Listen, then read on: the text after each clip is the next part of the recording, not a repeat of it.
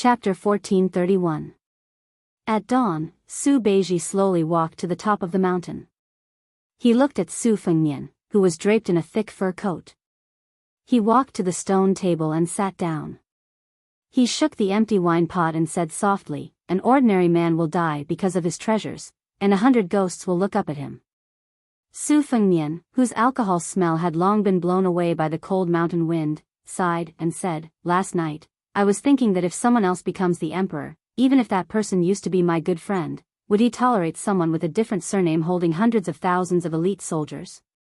Su Beiji shook his head and said, "You'd better not have any hope, or else you'll be disappointed. Because even if that person can tolerate it, the people around him won't agree. How to sit on the dragon throne and how to sit on it are two completely different things."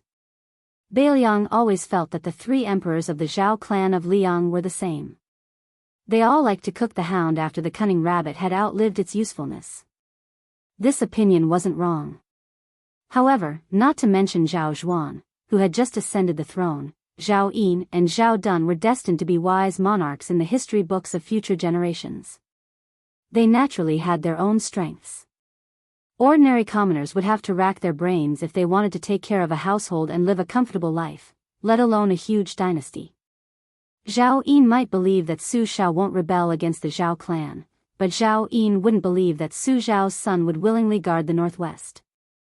Zhao Dun might know that your bottom line isn't low, but he also doesn't believe that the next Su clan's prince with a different surname won't be arrogant and uncontrollable. He must be wondering if there's a possibility that the king of Biyao might one day run off to destroy the Zhao clan on a whim. The outspoken Su Beiji glanced at Su Fengnian, who wanted to say something but was hesitating. He sneered and said, "You might say that Su Xiao won't rebel, but I, Su Fengnian, won't rebel either. The same goes for my descendants in the future." Su Fengnian smiled bitterly and said nothing. Su Beiji's words were still harsh. There's no knowing what's in a person's heart. No one can read Su Fengnian's mind. No one in the world has to believe anyone's reason, especially those who were born in the royal family.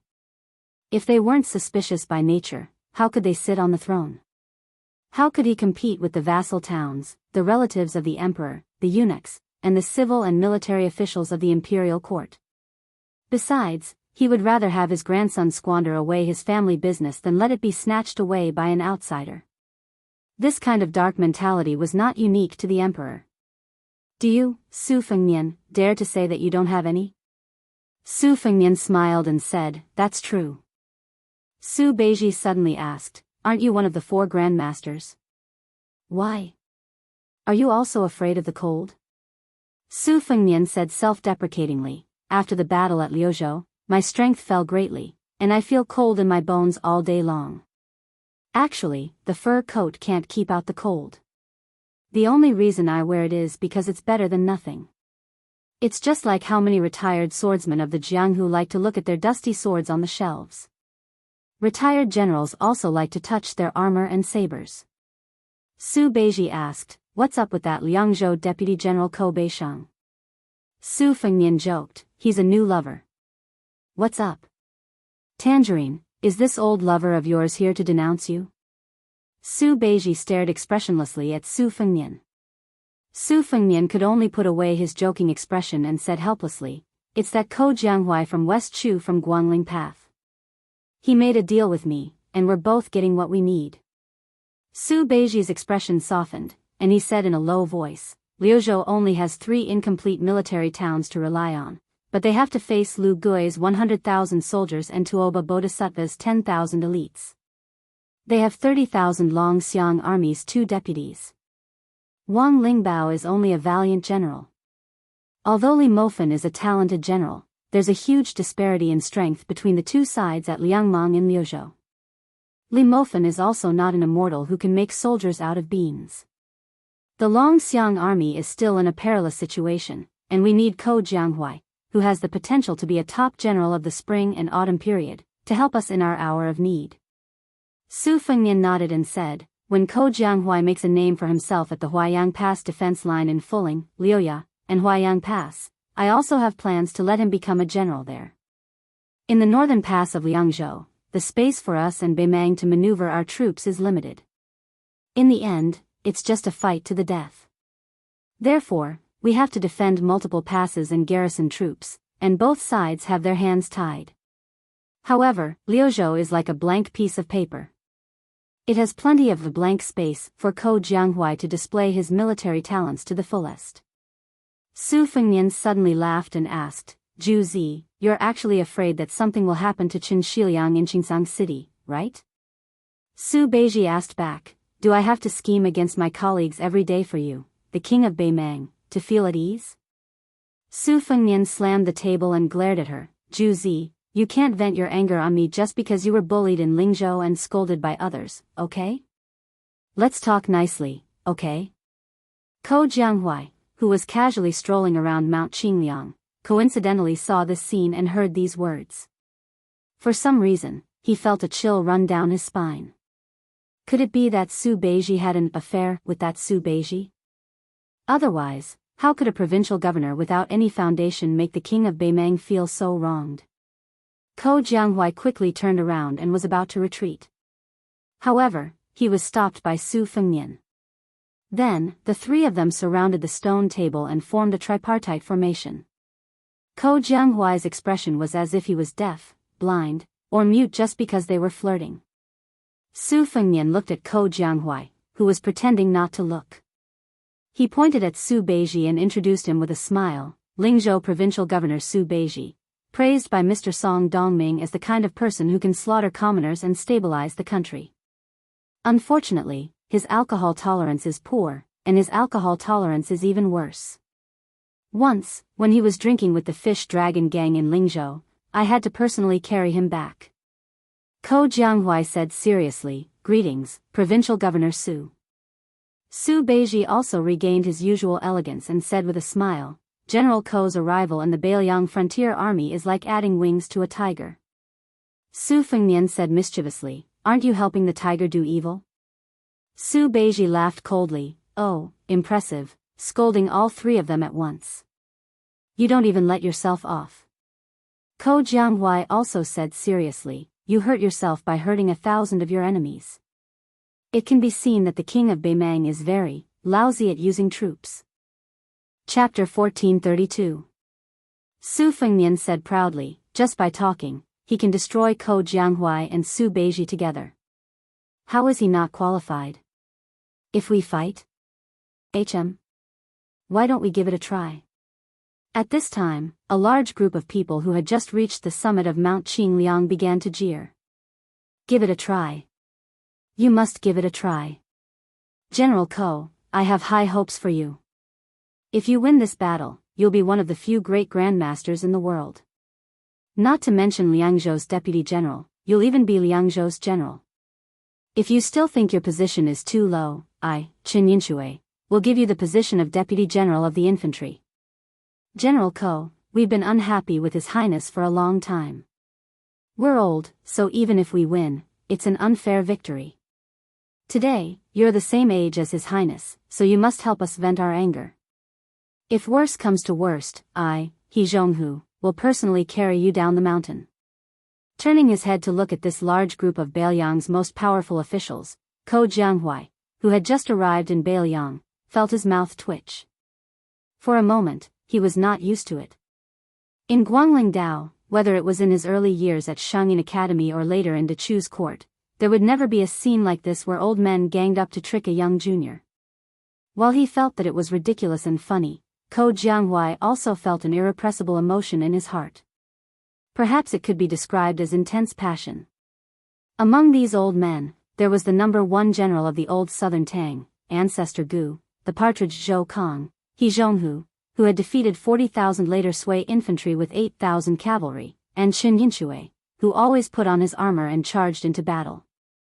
Behind the four deputy commanders of the Beiliang Frontier Army were the administrator Li Gongda and the deputy administrator Song Dongming, dressed in civil official robes, and Huang Shang, who had the reputation of being the conscience of the Lianyang imperial censor. Other than them, Ko Jianghu recognized the Liangzhou provincial governor Tian Peifang, the Yuzhou provincial governor Hu Kuei, the Yuzhou provincial governor Hu Kuei, the Lingzhou deputy general Han Laozhan, and the others, based on their official robes and decorations. It was a pity that Ko Jianghu never got to see the commander of the Biyao cavalry, White Bear Yuan Zwazong, or the infantry commander, Yan Wenluan. Of course, he didn't get to see the Yu family's proudest weapon, Yuan Dao. Ko Jianghu couldn't help but feel some regret. One had to know that when Ko Jianghu was studying at the Shangyin Academy, he had spent countless nights reading through great ancestor Gu's theory of war and deducing the classic battles created by Zhou Kang, He Zhonghu, Qin Yinshui, and the others. It was soul-stirring, enough to go with wine. Ko Jianghu saw that there were 20 to 30 generals standing behind them. Most of them were relatively young, around 34 years old. They should be the high-ranking military officers with real power after Beiyang's reform. For some reason, Ko Jianghu couldn't help but stand up and salute these people with cupped fists. He Zhonghu was the first to return the salute. After that, everyone else also smiled and cupped their fists. Ko Jianghu inadvertently discovered that even a scholar like Tian Peifong didn't hesitate when he cupped his fists with the generals. Then, everyone went up the building and looked down at the city. As time passed, they gradually dispersed. By noon, only Su Fengnian, Su Beiji, and Ko Jianghu were left, as well as the two young tiger kuei that were jumping around Su Fengnian. In the end, Su Beiji also went out of the building to Song Dongming's half-waist official residence to discuss matters. Ko Jianghu, who had nothing to do, also followed him down the mountain and went to the tide listening pavilion to enjoy the scenery. Su Fengnian was waiting for a group of people in the building. There were 5 of them, Su Yanbing, a family of 3, and a Beimang youth. Su Fengnian looked at the Beimang martial grandmaster who already looked like a commoner from Liang. His expression was complicated, and he said, "It really is you." It was the middle-aged man from Huyan Temple. He grinned and didn't say anything. His daughter, on the other hand, opened her eyes wide and stared hard at Su Fengnian, the young master she had appointed as her master. She raised her little head and stared at him for a long time, seemingly disappointed. She sighed like an old man and muttered, "So he's just like my father. He doesn't seem very powerful." Su Yanbing said calmly, "We fought twice, and there was no clear victor. For the last battle, neither he nor I were in a hurry." Su Fengnian felt as if a heavy burden had been lifted off his shoulders. He smiled and said, "There's no need to be in a hurry." Su Fengnian looked at Tai Madai, who was often mentioned in the spies of the Fu Shui chamber. He looked at the ordinary sword at his waist and said with a Beimang accent, "Good sword."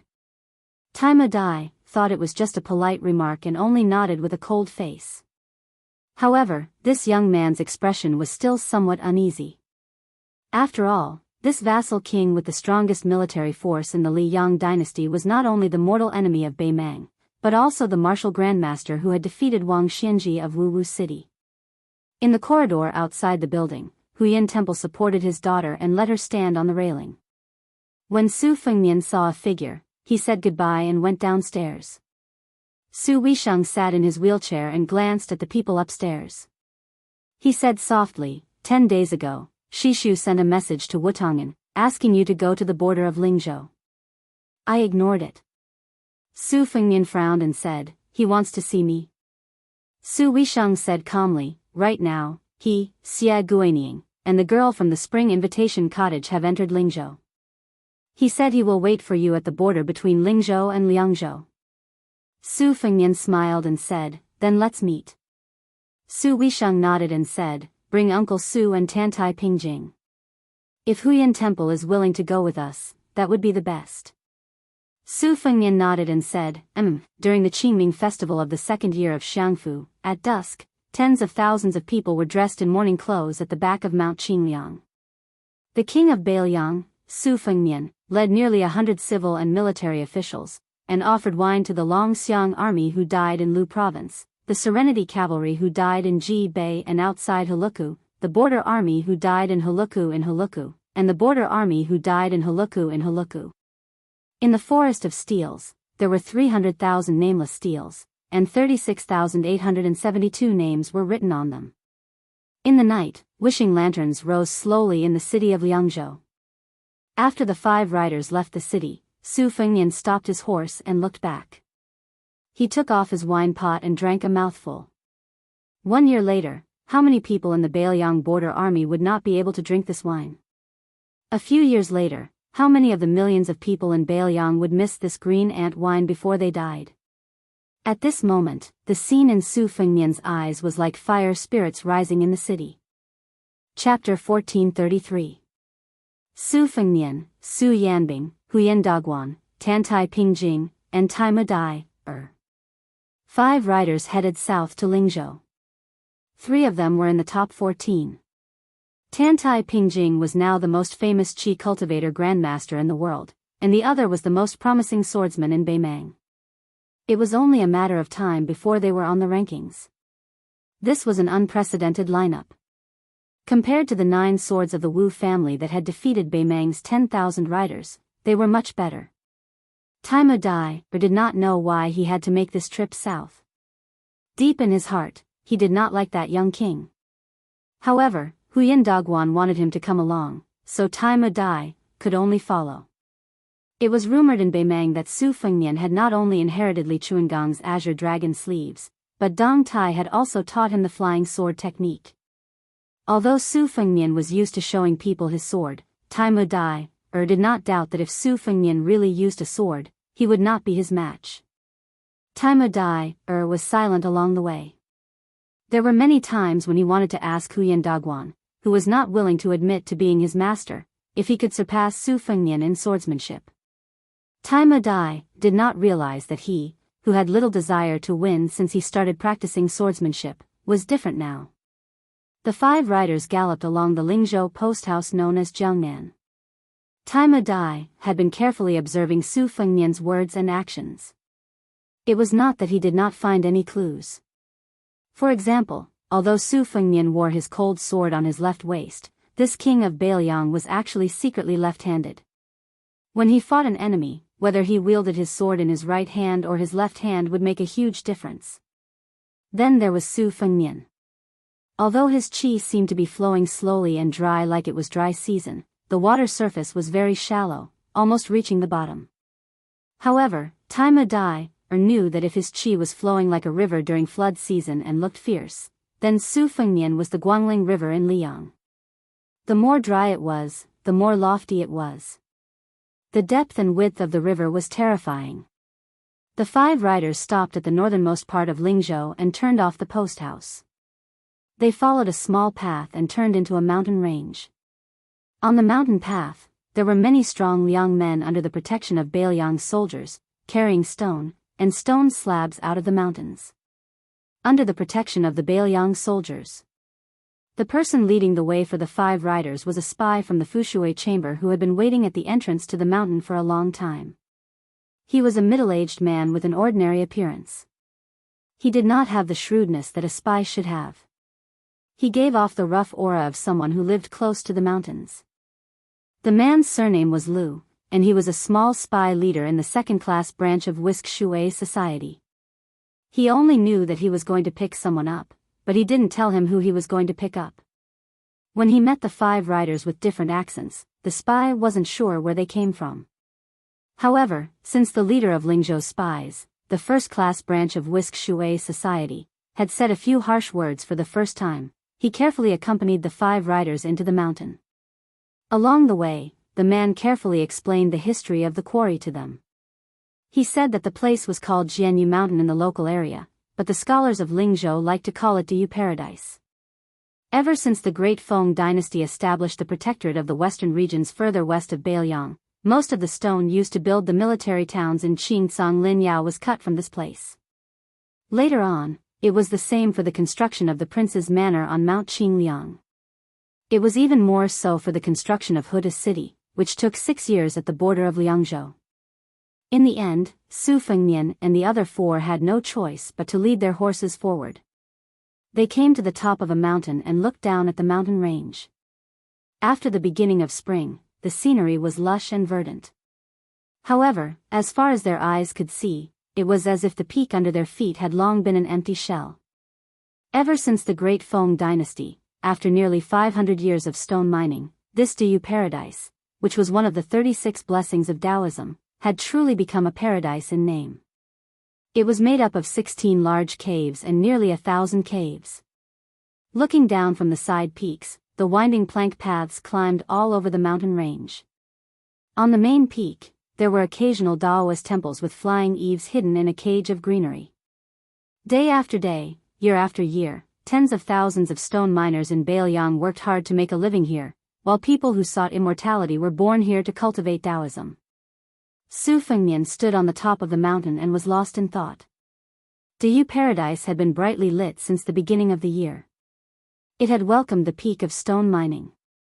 Because of this, even the Taoist priests in the temples who usually did not care about worldly affairs could not sit still. They were afraid that the young vassal king would be determined to completely empty the entire mountain range. When that time came, where would they find a paradise? On the eve of the Qingming festival, 3 elderly Taoist priests jointly visited the Lingzhou provincial governor's manor. They tactfully raised objections to Su Beiji. They even did not hesitate to use the reason that this move would harm Biyang's foundation and fate. Su Beiji treated them with courtesy, but the government still carried on with the stone mining as usual. As the main culprit, Su Fengnian certainly knew the secret. He spread the word that another Buddhist city would be built behind the third line of defense at the heavy tomb. It would only take 3 years. The administrator Li Gongda and a Mahist master would be the supervisor. Su Fengnian would personally be the deputy supervisor. The new unnamed city would be built facing the Songshan mountain. Its scale would be even bigger than Huda's city. When the time came, it would become the new largest city in the northwest. Would the city be built? Of course, Su Fengnian wanted to tell Beimang, Biding, and Shijing, especially Dongzhua, the king of the southern courtyard, that even if they succeeded in destroying Huda's city, Liuya Fuling, and the heavy tomb, Biyao still had to break through another city before they could enter Biyang's Taoist territory. Would Biyang's tax revenue, which was not rich to begin with, be cut off because of this? The answer was of course, but Su Fengnian was staking everything on this one throw. In the entire Liangzhou, other than the 3 border armies and the army guarding the pass, everyone else had to rush to the Songshan mountain area to contribute to the construction of the new city. All of this was actually a cover for the final battle at the mouth of the Calabash a year later. Su Fengnian had to force Beimang to have no choice but to focus on Liangzhou's front line. To this end, Su Fengnian and Chu Lushan even discussed a desperate plan where Liangzhou would win and Liuzhou would lose. This was because Liuzhou only had meaning if they won or lost. In a stalemate, Liuzhou had no strategic value. Of course, even if Liuzhou lost, it would only allow Beimang and Lu Gui to win. If it was a Pyrrhic victory, then Ko Jianghuai would become an important chess piece. It was precisely because of Ko Jianghuai's arrival that Chu Lushan came up with the idea of being even more ruthless to the enemy than to himself. Then, Su Fengnian agreed. This meant that the 30,000 Longxiang soldiers, the 3 towns of Liuzhou and Qingcang, and the 100,000 refugees who had not yet moved into Biyao would definitely be in danger. And Su Fengnian's younger brother, Su Longxiang, would be the first to bear the brunt of this. Therefore, when Su Fengnian agreed, Chu Lushan's expression was complicated. Later, in Wutong and on Mount Qingliang, Su Weisheng did not treat Su Fengnian well. This was probably because she was conflicted about Su Fengnian's decision. Su Fengnian pointed to a cave in the distance, then turned to Tantai and asked calmly with a smile, "After I heard about the stone quarrying in the grotto heaven of Lanyu, I couldn't understand why the grotto heaven was so majestic, but the entrance was so narrow. Back then, I only heard from my master that quarrying in the grotto heaven was actually not as difficult as outsiders thought. To use the words of those who followed in their father's footsteps, it was like cutting soft tofu with a knife. However, after the stone was hung out of the grotto heaven, it would quickly become as hard as iron." Sect Master Tantai, do you know what's going on here? Tantai said softly, "Many tombs and antiques that have been preserved for thousands of years will vanish when they see the light of day again. The stone in the mountainside hardens when it comes out of the mountain, probably because of the same principle, but a different manifestation. It's the result of the fusion of material and gas." Su Fengnian wanted to say something but stopped. He tried to hold back his laughter. After a long time, he finally could not help but say, "When I was young, I was unscrupulous and spoke without thinking. After pondering for a long time, I finally came up with an explanation. I felt that the stone turning from soft to hard was actually like a fledgling taking off his pants after seeing the world in the brothel. As a result, I went to Tide Listening Pavilion and was punished by my master to copy tens of thousands of words of the sage's classics. At that time, I even wanted to die. Tantai, who was dressed in white like an immortal, took a deep breath. Huyen Dagwan smirked and told the real fledgling Taimu about the general idea. The latter rolled his eyes. Su Fengnian turned his head and asked, Master Tantai, can I ask one more question? The Qi cultivator sneered, can I not answer? Su Fengnian had to be thick-skinned and asked, is it possible for a person to stay at the bottom of the lake without eating or drinking for 10 or 20 years? Is it possible for the best Taoist to abstain from food and gas, or the Buddhist to meditate in meditation? Do you Qi refinement warriors have any similar skills? Tantai Pingjing kept silent. It was Huyen Dagwan who said, as long as it's not at the bottom of the lake, it's possible. Su Fengnian fell into deep thought. How did Chu Kuangren with the clavicle chain and the saber do it? This was something he had been curious about since he went to Wutang Mountain to practice his saber. At that time, he thought that his realm was not enough and did not understand the power of a first-rank martial arts master. However, when he reached the Vajra realm, he realized that even if he reached the Vajra realm, it was impossible. After that, he advanced to the Xian Finger realm and Celestial Phenomenon realm, but Su Fengnian still could not get a reasonable answer. Later, when Gao Shulu was unsealed and they fought, he achieved the celestial body. Only then did he know that to reach Chu Kuangren's level, only a land immortal who was good at Qi cultivation could barely do it. However, in Su Fengnian's eyes, Chu Kuangren's martial arts realm was not too high. He was at the first rank, but he was definitely not at the celestial phenomenon realm. This was enough to make Su Fengnian puzzled. Back then, the suppression of the old man with 2 sabers who came from the Beimang princess tomb like Helian Wuwei, was done by old Huang. However, the real mastermind behind the Tide Listening Pavilion's top floor was the master behind it. However, the master did not give any clues until his death. Chapter 1434. Su Fengnian suddenly lamented, the wise man devises his strategies, the brave man exerts his strength, the benevolent man spreads his benefits, and the faithful man is loyal. The civil and military struggle, the monarch and his subjects live in harmony, and he can rule with his head bowed. Rule with his head bowed, it sounds easy, but in the past dynasties, except for those emperors who enjoyed the peace of the world, they wanted to expand their territory in prosperous times, but in troubled times, they wanted to protect their ancestral lands. Taking a step back, if both civil and military are used, then who is the wise man scheming for? Is it for the monarch or the people? Isn't Zhang Julu's death the price for the nobility of the people and the monarch of the people? If the brave man exerts his strength, will he be greedy? A man who is never content is like a snake trying to swallow an elephant. Will he be addicted to sitting on the dragon throne?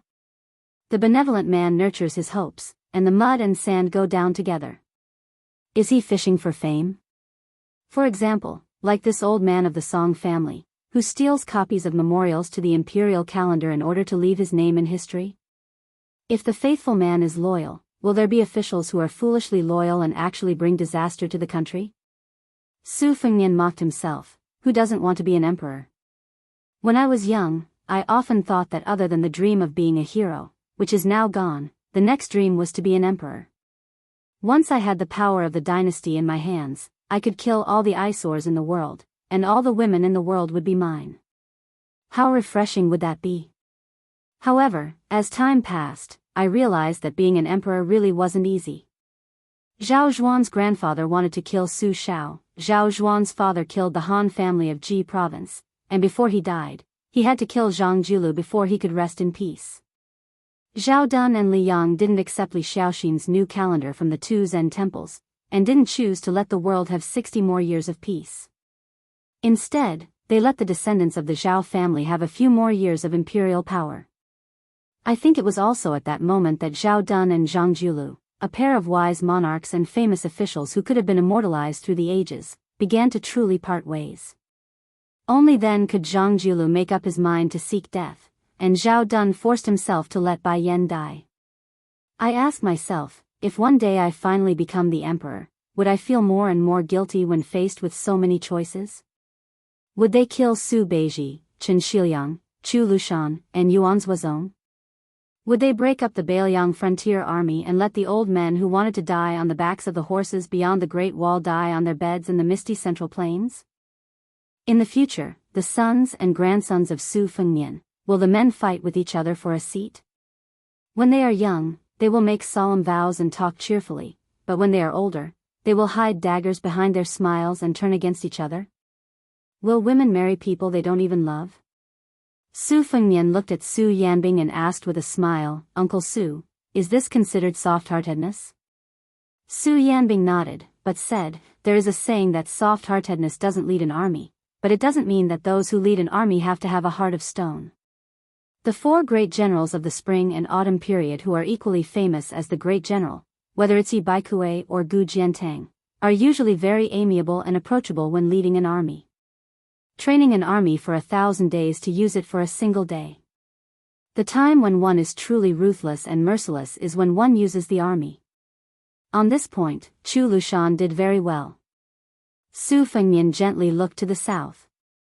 Over there was someone who did even better than Chu Lushan. The five of them led their horses down the mountain.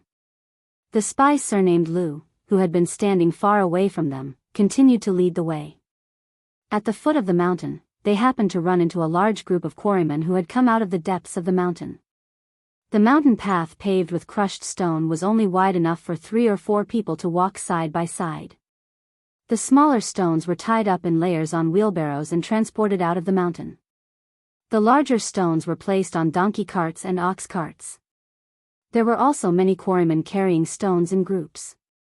Compared to Nanzhao's red sandalwood, which was worth an inch of gold and could be transported by river, the transportation of stone was even more clumsy.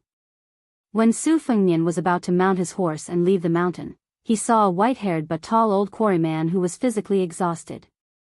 The long piece of stone on his back suddenly tilted, and the old man fell along with the stone onto the path of crushed stones. Fortunately, the old man's body was still healthy and did not hurt his muscles or bones. He sat on the ground awkwardly and smiled bitterly. A Lingzhou quarry supervisor wearing armor and carrying a sword turned a blind eye. He did not arrogantly crack his whip like the government's lackeys in Liyang. He allowed a young, dark-skinned quarryman to secretly stop and hand the old man a jug of strong wine.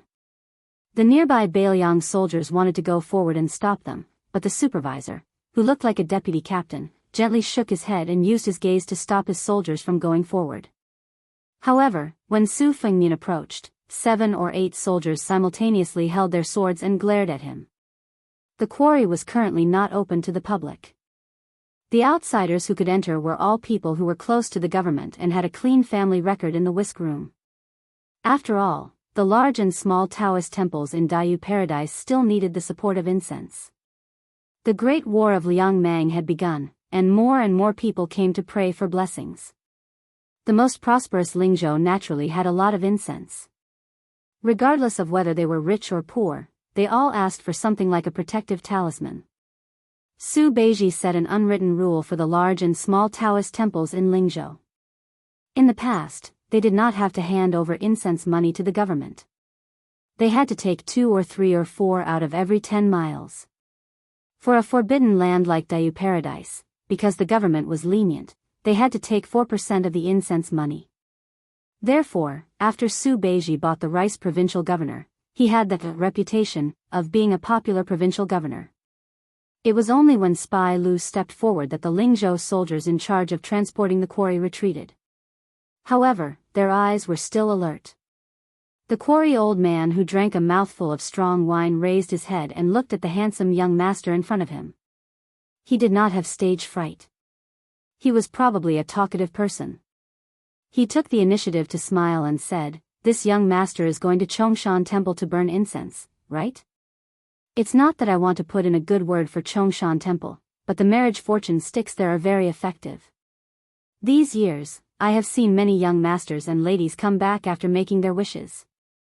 The old man's outrageous grandson also managed to find a pretty good granddaughter-in-law for the old man after winning the lottery at the monastery. Nowadays, people in Lingzhou say that other than Wudang Mountain's fortune sticks, everything else is the most effective. In terms of marriage fortune sticks, it will be Chongshan Temple's turn. Speaking of which, the extremely hospitable old man unconsciously raised his hand as if he wanted to invite the young master to drink a mouthful. However, he quickly pulled his hand back. It was clear that he realized that this kind of green ant wine that could be bought for 20 copper coins was expensive for quarrying people like him, but how could a young master like him drink it? Su Fengnian was originally going to take the wine pot, but when the old man pulled his hand back, he could only give up. He smiled and squatted down. Soon, Su Yanbing took a wine pot from the horse's back and threw it over. Su Fengnian reached out to catch it and handed it to the old man. "Old uncle, drink mine. If you don't mind, you can take it all." The old man was not polite. After taking the wine pot, he opened it and sniffed it hard. He laughed and said, "It's both green ant wine. They have the same name, but just by smelling it, I know that young master's wine is more valuable. I like to drink all my life. If someone gives me wine to drink, I won't refuse. However, I'll just pour a few mouthfuls into my grandson's wine pot. I won't have the face to ask for more."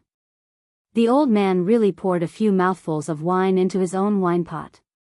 After pouring the wine, he shook the crude wine pot before returning the exquisite wine pot to Su Fengnian. The old man did not forget to say, "This old man will say something. Young master, don't be angry. Although young master looks like a rich person from a large family, you can't be so extravagant. No matter how big your family business is, you have to be careful with your spending. If young master doesn't like to hear it, just treat it as this old man farting. Don't ask for the wine back." The dark-skinned young man was a bit nervous. Compared to his grandfather who had spent his entire life dealing with rocks in the deep mountains, he had been to many more counties in Lingzhou and knew the severity of the situation. He had also seen many rich young masters dressed in fine clothes and had heard many rumors about the arrogant young masters. Although everyone in Lingzhou knew about the embroidered roaming cavalry that had locked up many rich young masters, this young stonecutter was still quite nervous when he was in close proximity to someone of the same age who had a high family background. Su Fengnian smiled and said, "The person in charge of the family has to have a way of managing the family." "That's right, old uncle. I heard that your Big Fish Mountain quarry can only mine 80 pounds of rocks a day.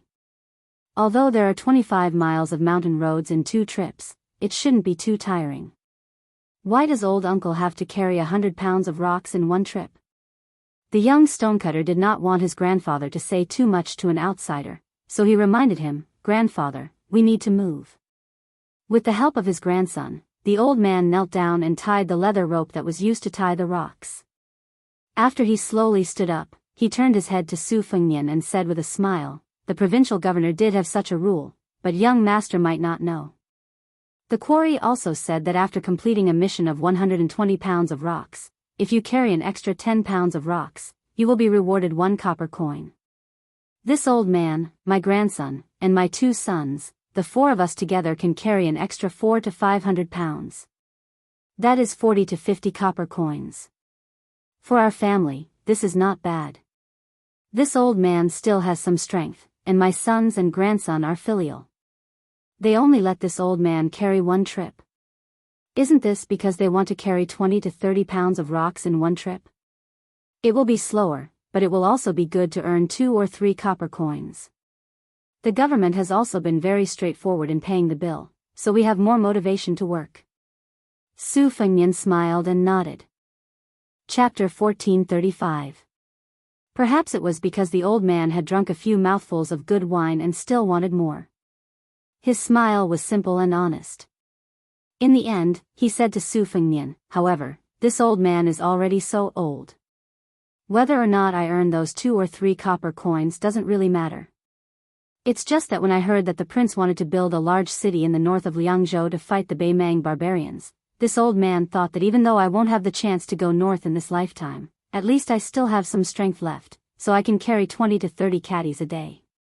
Not only can I earn 2 or 3 copper coins, but I also feel that when the city is built in the future, perhaps the extra stones I carry will be able to block a few more arrows from the northern barbarians. When I think of this old man's heart feels comfortable. Many of the young children in the village don't quarry with their fathers anymore. They've seen the sights of many cities in Lingzhou and their hearts have grown bigger. They don't think it's good for nothing to dig for stones in the mountains, so they've all gone to become border soldiers. Us old men can carry several tens of thousands of caddies of stones. The sooner the city is built, the more likely they'll be able to come back for the new year. The old man suddenly paused and looked into the distant sky. He murmured softly, I heard from the officials and soldiers in the quarry that half of the 300,000 stone tablets behind the prince's house are made from the stones of our big fish mountain. Those old fellows who have children in their families who joined the army all say that if there's a day when someone in their family can't come back and they want to carve their name on the tablets, then using the stone from our hometown is also good. The old man had already begun to walk forward. Suddenly, the young master of the wealthy family called out from behind him, Uncle, wait a moment. Then, the young stonemason was surprised to see that person take off his fur coat and hand it to the white-clothed woman who was as tall as a man but looked like an immortal. That person walked to his grandfather's side and untied the rope without any explanation. He carried the stone on his back. He didn't look like a young master who knew how to do rough work. Carrying over 100 caddies of stone, he was actually calm and composed. Behind that person, there were 4 people with extraordinary auras who leisurely led their horses forward. It made that person's head seem to be a bit off. What was going on? The dark-skinned young stonemason was momentarily distracted. Could it be that the hedonistic young masters of Biyao were all so easy to talk to? On the other hand, the old stonemason was more at ease than his grandson. He lived to 70 years of age. Perhaps the more he spent time with dead things, the more he could see the black and white of people's hearts. He didn't know if the young master who gave him the wine was a good person or. The old man couldn't figure out why the young master beside him would help him carry the stone out of the mountain, and he was too lazy to think about it. It was just like the stone quarrymen of Mount Big Fish had passed down from generation to generation that there was a cave in the mountain, and there was a pond in the cave. In the pond, there was a spiritual creature that looked like a fish or a snake, waiting for the day it turned into a dragon. It was just that no one had seen it with their own eyes. Nowadays, the young people with broader horizons didn't quite believe it, but the older generation was still willing to believe it. Two was two. Unfortunately, the handsome guy said that he already had a wife, which made the old woman feel very regretful. In the end, after the young man removed the stone, he said something inexplicable to the old man, saying that he would do his best. The old man didn't understand what he was saying, so he could only nod with a smile. Tai Mu Dai originally thought that Su Fengnian, the king of Biyao, had nothing better to do and was bribing the hearts of the people with the stone quarrymen. It was inevitable that the Lingzhou spy would accidentally reveal their identity. He never thought that after Su Fengnian put on his coat, he would directly come out of the mountain. Even the spy was kept in the dark from start to finish and did not know their true identity. In the end, Tai Mu Dai could only feel that this young king was really boring. Otherwise, he wouldn't be able to reason with him. 5 riders came to the grotto heaven of Diyu. In the end, 4 of them left the mountain first. The tall woman who joined forces with Su Yanbing to cause fatal trouble to Tai Mu Dai, and the others said that she wanted to go back to the mountain. Tantai Pingjing rode into the mountain alone and finally led the horse to the mountainside of another side peak of the grotto heaven of Diyu. However, she did not enter the cave. She stood at the entrance of the cave and waited. In the twilight, night, and dawn, she finally waited for 2 foreign Taoist priests. A young Taoist priest and a young Taoist priest. Their Taoist robes were obviously different from the Taoist priest of Diyu Mountain that the stone quarrymen often saw. The young Taoist priest greeted Tantai Pingjing gently, I'm Li Yufu from Wudong. Greetings to Senior Tantai. The young Taoist priest followed his master and bowed, I'm Yufu from Wudong. Greetings to Senior Tantai. Tantai Pingjing looked at the master and disciple who walked out of Wudong Mountain and walked into the grotto heaven of Diyu Mountain. She said indifferently, Master Li also saw the great opportunity? Li Yufu smiled and said, I'd like to thank you for waiting. Tantai Pingjing seemed to be standing at the entrance of the cave, but in fact, she was blocking the entrance of the cave. Her tone was not very kind. This fate first started between us. We watched the white snake transform into a flood dragon and then we watched it go upstream. Now it's us, it's him who triggered the vision. The young Taoist priest said seriously, the great way under our feet is accessible to everyone. Tantai Pingjing looked at the child who pretended to be a master and smiled. The young Taoist priest blushed slightly when he was stared at. Soon, his momentum weakened and he whispered, "Master said so." The young Taoist priest who was the current chief of Wudong Mountain had a warm look in his eyes. He raised his hand and touched his disciple's head, "You said so." Tantai Pingjing looked at the master and disciple with a complicated look in her eyes. She concealed it and said, "Earth Lung Mountain and Guangling River. You also formed two fates, but," Li Yufu waved his hand gently and smiled, "Master Tantai, you can rest assured. We didn't come to the grotto heaven of Diyu Mountain to fight for anything. I just wanted to take Yufu around and have a look." Tantai Pingjing shook her head and said, "You Taoists don't fight, but you fight." Chapter 1436. Tantai Pingjing looked at the young leader of Wudong who was not anxious and said slowly, "In the past, the great Qin dynasty has always advocated the same kind of celestial beings. Your Taoist sage took the lead in proposing that heaven and earth are heartless. My master once commented, the true meaning of this is that heaven and earth have no kindness or malice to people. It can be said that heaven and earth are shocking thunder.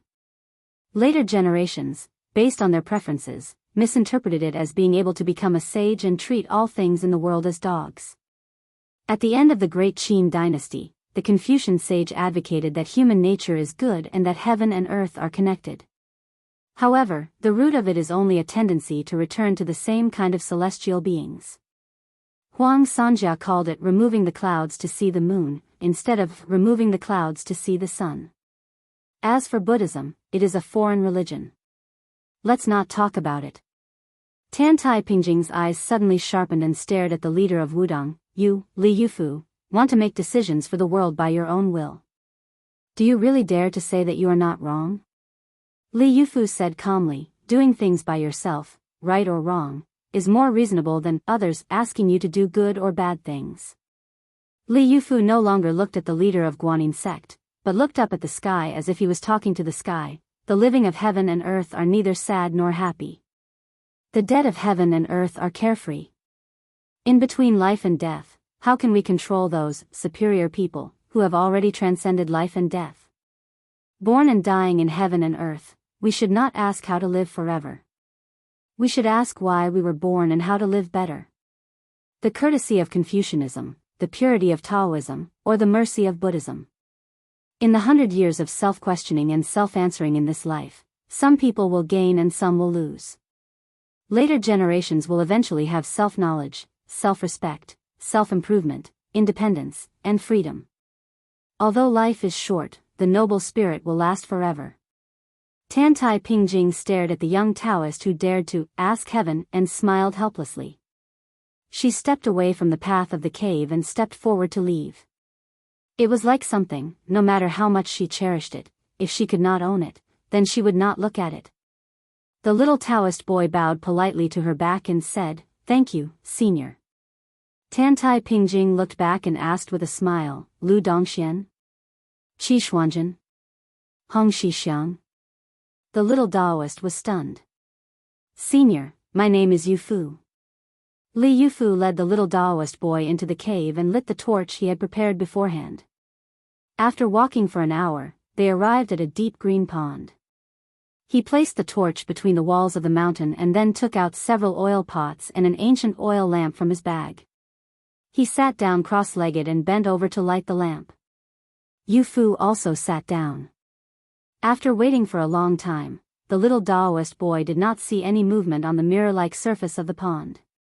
He could only look at the wick and asked in puzzlement, "Master, what are we doing?" Li Yufu laughed softly, "When I'm bored, I'll recite the classics." The little Taoist boy nodded and began to recite the Pearl Sack Catalogue. After an hour, his mouth was really dry and he turned his head with a bitter expression. Li Yufu said softly, rest if you're tired. The little Taoist boy smiled happily. After that, Li Yufu refilled the oil lamp. Yufu, who had eaten some dried dates to fill his stomach, was already sleepy. Li Yufu let the child rest on his lap and slowly fell asleep. Li Yufu also closed his eyes to rest. The surface of the pond rippled slightly. Then a small fish with half red and half white jumped out. The shape of a carp could be vaguely seen and its two whiskers were extremely long. It swam to the edge of the pond and its whiskers swayed gently. The fish scales on its body were shining like dragon armor, shining brightly. Li Yufu opened his eyes and smiled. After we parted at the Guangling River, you and I meet again.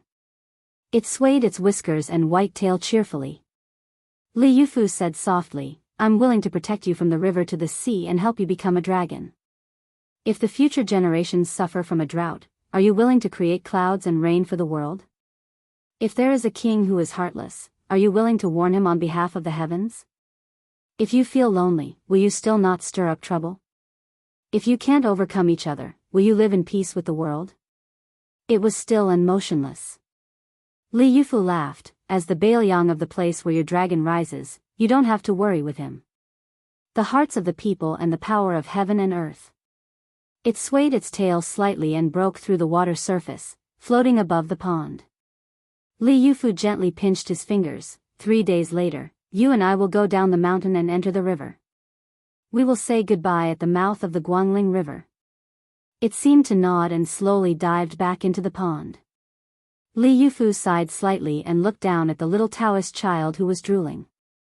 He listened to the child's vague ravings and murmured, youngest uncle, when you are enlightened, before Li Yufu cuts off heaven and earth, I will ask her to come back. After that, there will be no afterlife. Li Yufu closed his eyes and smiled. In fact, if there is an afterlife, how good would it be if I could call you youngest uncle again? Unfortunately, there is no such thing. In the spring of the second year of Jianghu, 2 Taoist priests of Wudong Mountain left Biyao and began to walk eastward along the Guangling River. Wherever they went, there was a spring rain that was as precious as oil. When the mistress of Shishu's spring invitation cottage heard that the young vassal king's trip to Lingzhou was actually so cowardly that he had to bring several martial arts masters with him before he dared to leave Liangzhou, she sneered at him. Before they even met, she already looked down on the young man with the surname Su. Naturally, she felt more and more resentful towards the man beside her who rode into Shu alone. However, when she accompanied 2 of the most legendary men in the world and saw the 5 riders appear in her sight with her own eyes, there was no reason for this woman to recognize that person at first glance. At that time, she knew that the young man seemed to be really qualified to let the current king of Shu return to Lingzhou. He was qualified to let Mr. Xie go to Shu to catch a dragon and raise a dragon to deal with him. Of course, she also hated that guy called Su Fengnian more and more. However, the beautiful Xie, who had been on the Rouge reviews twice, was not only disgusted, but she even had the intention to kill. Because the first thing that guy said after he got off the horse was, Aunt Xie, right?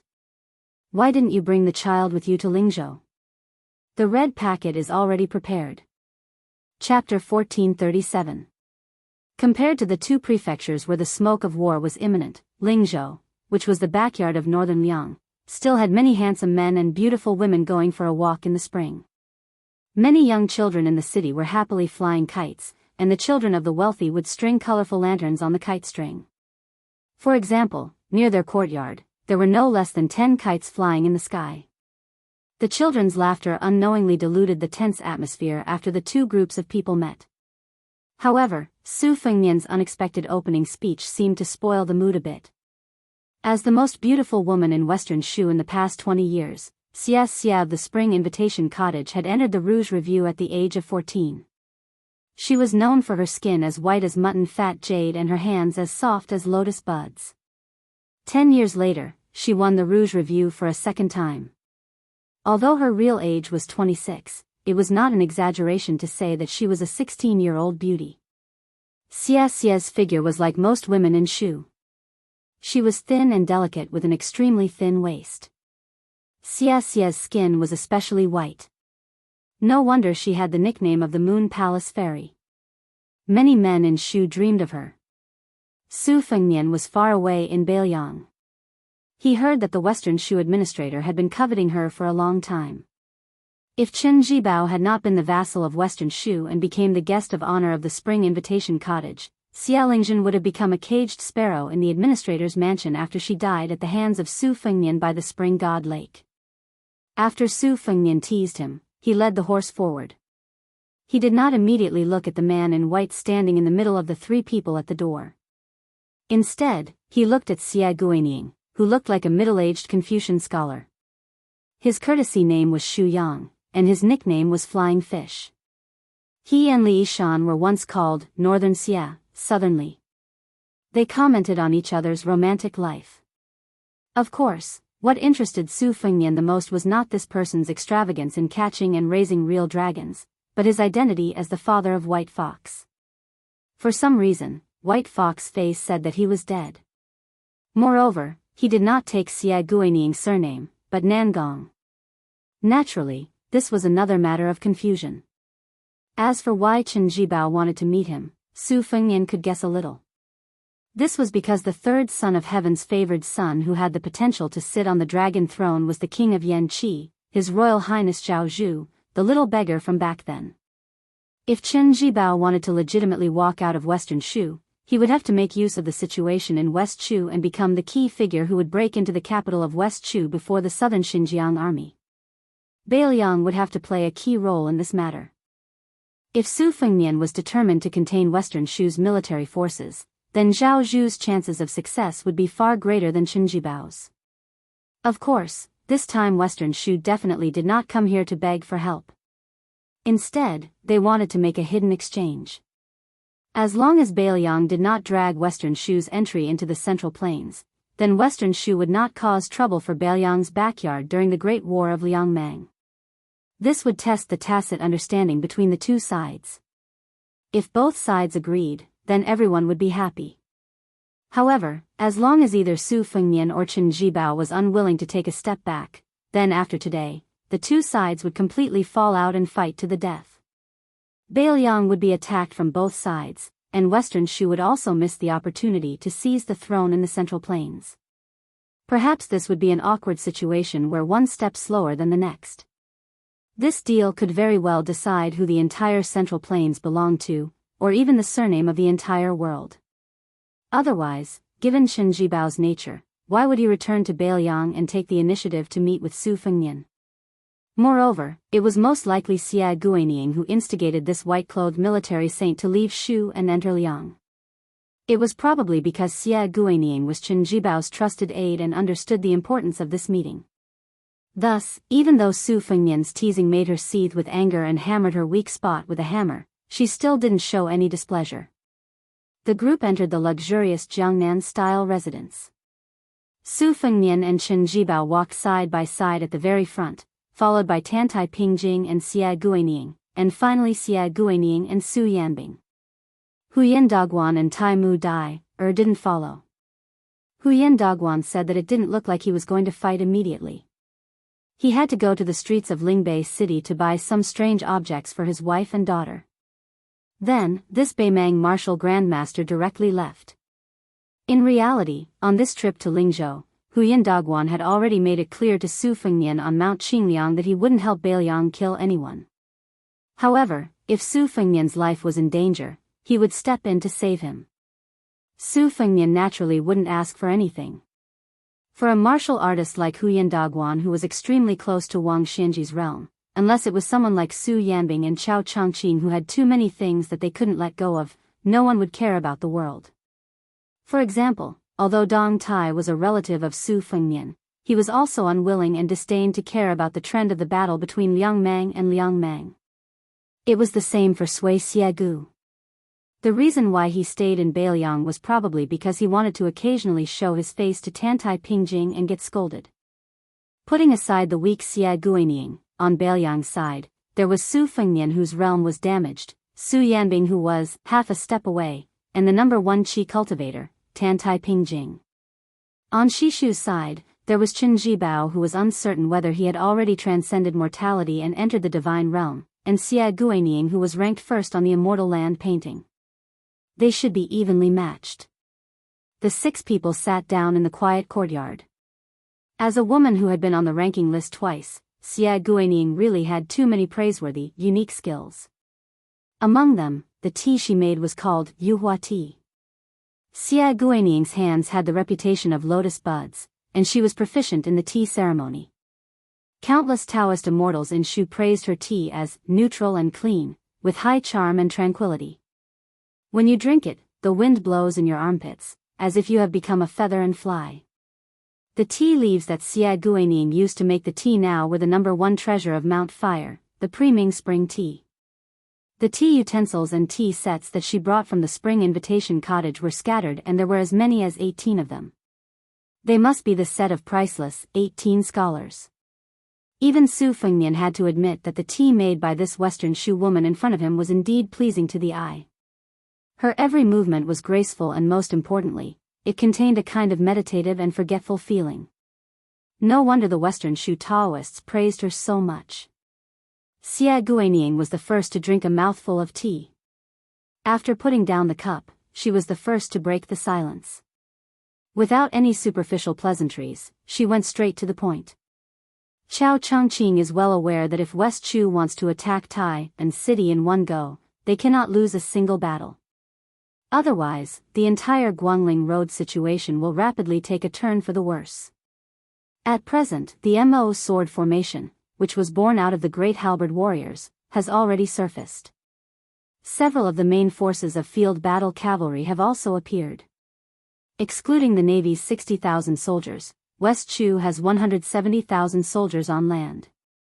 On the surface, they can be considered to be evenly matched with the Imperial Army led by Lu Xingxiang in the north and the 100,000 soldiers in the south. However, war has never been a battle of numbers on paper. Zhao Bing's army in the south is overall far more powerful than West Chu. Chapter 1438. Su Fengnian took a sip of tea. It was refreshing. His fingers swirled the rim of the cup and he said with a smile, "The situation is still equal. Chao Chongqing's navy will definitely swallow up Prince Guangling Zhaoyi's navy. After they merge, the Guangling River with the Guangling Navy will block the advance of the southern border army to a great extent. Xia Shi has West Chu's 170,000.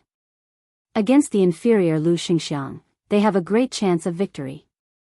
After that, it would depend on whether or not the Qing province navy could help the southern border's army cross that natural moat. Otherwise, Chao Zhongqing would fight his way all the way to Grand Peace City, and Gu Jintang's 2 vast border armies would also take advantage of the situation and head south.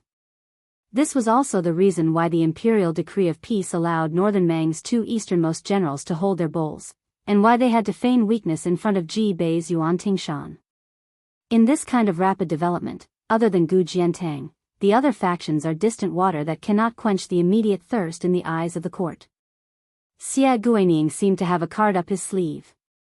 He shook his head and said, "The Qingzhou navy may not be unable to fight. Lu Xingxiang is not ordinary." Su Fengnian looked at the middle-aged man with white hair on his temples. For a moment, his mind wandered. He was indeed the father of White Fox Face. He was already so old, but he was still able to move the hearts of women. In terms of aura, it seemed that only big officer Chao Chongqing could compete with him. It was not a lie to say that one had a scholarly aura. On the other hand, those true Jianghu people, the old man with the sheepskin fur coat, Dong Tai, and Huyen Dagwan, were worlds apart. Of course, when old man Li was young, he was invincible in both sword and person. Xia Gua laughed involuntarily at this young vassal king who was distracted. He glanced at the calm white-robed man next to him and thought, no wonder Zhao Chongling had chosen him, who was surnamed Shen, and not His Royal Highness, who was surnamed Su. Su Fengnian smiled apologetically and then asked curiously, "It is not strange that Mr. Xia has long made plans in the Qingzhou Navy. However, if I remember correctly, when Lu Xingxiang left the Guangling Springs Snow Building, it was Yuan Benshi who instructed him to do so. When the time comes, will he agree to give up the merit of entering and leaving the city? That means whether or not Lu Xingxiang can be promoted from Great General Li Yang to Minister of War. After all, in the future dynasty, Great General is just a nicer name. Ministers with real power are the most popular. Xia Guining smiled and asked, even if Lu Xingxiang wants to be the king of Biyao who established the Central Plains, can he do it just because he wants to? What's more, today is different from the past. Even if he successfully besieges the city, he still needs to be busy fighting with that young heir of the southern border. Xia is keenly aware of the man she admires, and he frowns quietly. She could forget herself when making tea, but she could not forget him. Most women in the world were like this. No matter how otherworldly they were, there would always be a man who would bring them back to the world, and they would be willing to cook for him. Su Fengnian laughed softly and said, in that case, the previous emperor Zhao Dun died early. Otherwise, Mr. Xia would not be so distressed. Xia Guining nodded and said, if the previous emperor was still alive, I would not be in Lingzhou right now, but in the Qingzhou Navy. Everyone knew that Zhao Dun was very fond of Chen Jibao. Naturally, if Zhao Dun was still alive, he would not be like the current emperor, Zhao Zhuan, who tactfully rejected Chen Jibao's offer of only 10,000 men to go out of Shu to quell the rebellion. There were 2 emperors in the Zhao dynasty, and some things were passed down from generation to generation.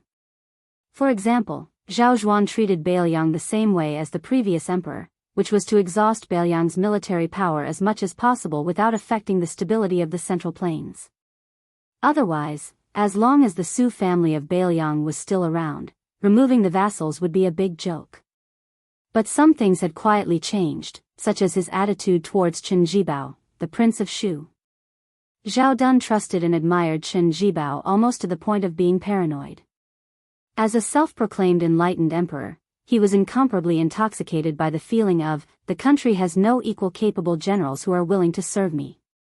On the other hand, Zhao Zhuan's attitude turned into fear and suspicion. Xia Guining, who had been speaking warmly like an old friend, shook his head and refused to continue pouring tea. His aura changed abruptly, and his tone turned cold. Previously, the king of Shu and I had deduced the situation of Biyao. If we evaluated you as an ordinary official, you would only be below average.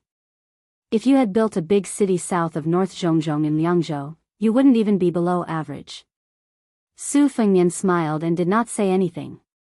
Xia Guining continued, Biyao's best plan is to rely on more than 100,000 of the world's most elite field cavalry to succeed in one battle. Su Fengnian asked calmly, Mr. Xia, do you mean to let Beimang's million troops stationed north of Huda's city in Liangzhou and reenact the Battle of West Rampart? Xia Guining smiled and did not say anything. Xia Guining, who acted as the icing on the cake, was a little surprised. This repulsive young vassal king was not stupid. Mr. Xia was not trying to be an alarmist. He and Xia Guining had once stayed up all night to make a sand table deduction. However, at that time, the deduction was based on the fact that Xia Guining was in charge of Biyao, not this young man with the surname Su. Under this premise, Beimang did not dare to divide its troops to attack the border from 3 fronts. It only dared to do it in one battle and make a big bet with Biyao. To be precise, it was with him and Chen Jibao, who was standing next to Xia Guining. Mr. Xia acted as Dongjua, and Chen Jibao acted as the defender of Biyao. Both sides mobilized their troops, and it was very similar to the Battle of West Rampart. Both sides kept losing troops and increasing troops, competing to see who would be the first to be defeated. In the end, Mr. Xia tried his best, but still lost to Biyao, who only had 30,000 cavalry and infantry left. In that shocking armchair war, Liuzhou, Yuzhou, and Lingzhou were all reduced to watching a show. All the tragic, treacherous, and exciting battles only happened in the north of Liangzhou. However, this was only the first move of that deduction, and it had not even reached the middle game. Next, it would be Biyao forcing the heavily wounded Beimang to turn its spearhead to the Tuliao. Biyao would go from being Liang's vanguard to an idler, who had several years to recuperate. After consolidating the refugees of Liuzhou, they would join forces and break through the western regions in one go, and take over western Shu and Nanzhao. In the same tripartite balance, Liang and Beimang were constantly depleted, and Biyao would quickly recover to a strength of 150,000 pure cavalry after regrouping. Then, Nanzhao and Western Shu would raise 150,000 infantry, and once again have a total of 300,000 troops to participate in the struggle for the world. At that time, he chose to go up north from Liangzhou and Jizhou, and chose to flatten Beimang and Nanzhao before coveting the Central Plains. Finally, after becoming the master of the 6 major territories, Biyao, Nanzhao, Western regions, Western Shu, and Nanzhao, he would occupy the high ground and directly bypass the already heavily wounded Gu Jintang's 2 Liao defense lines. He would fight a decisive battle with Li Yang's army in Huainan Dao territory, and then go down south to Guangling Dao. He would not need to pay any attention to Tai'an City, and then fight the Nanjiang army. At that time, whether Gu Jintang's 2 Liao border armies fought or not, it would no longer affect the overall situation. Thank you smiled happily. Su Fengnian could probably only think of the first move of that deduction. How could he guess the soul-stirring feelings of the middle game and the ending game? Then she was stunned. She only heard that guy ask with a smile, according to Mr. Xie's deduction rules, won't Gu Jiantang be the Minister of War of the new dynasty for another 20 years? Tan Taiping calmly glanced at thank you. This great Grandmaster Qi cultivator also smiled. The king of Shu, who had been completely aloof, finally looked at Su Fengnian seriously. This could be regarded as the king of Biyao, whom Chen Zhibao had watched coldly for many years, growing up little by little. Xia Guining raised his hand. Thank you immediately poured tea. He smiled and drank a mouthful of tea. This tea seemed to have the taste. Only in this way could the two sides be considered to be on equal footing.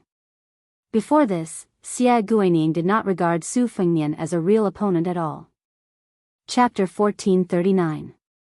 Xia Guining said softly, His Highness wants to defend Biyao and is willing to draw a circle around it. Whether outsiders understand it or not, it's a choice he has no other choice. I don't appreciate this, but since he's the son of great General Su Shao, I understand. Thus, after this choice, even if Biyao and Western Shu can't become allies, they won't become mortal enemies. It's pointless to fight over personal feelings.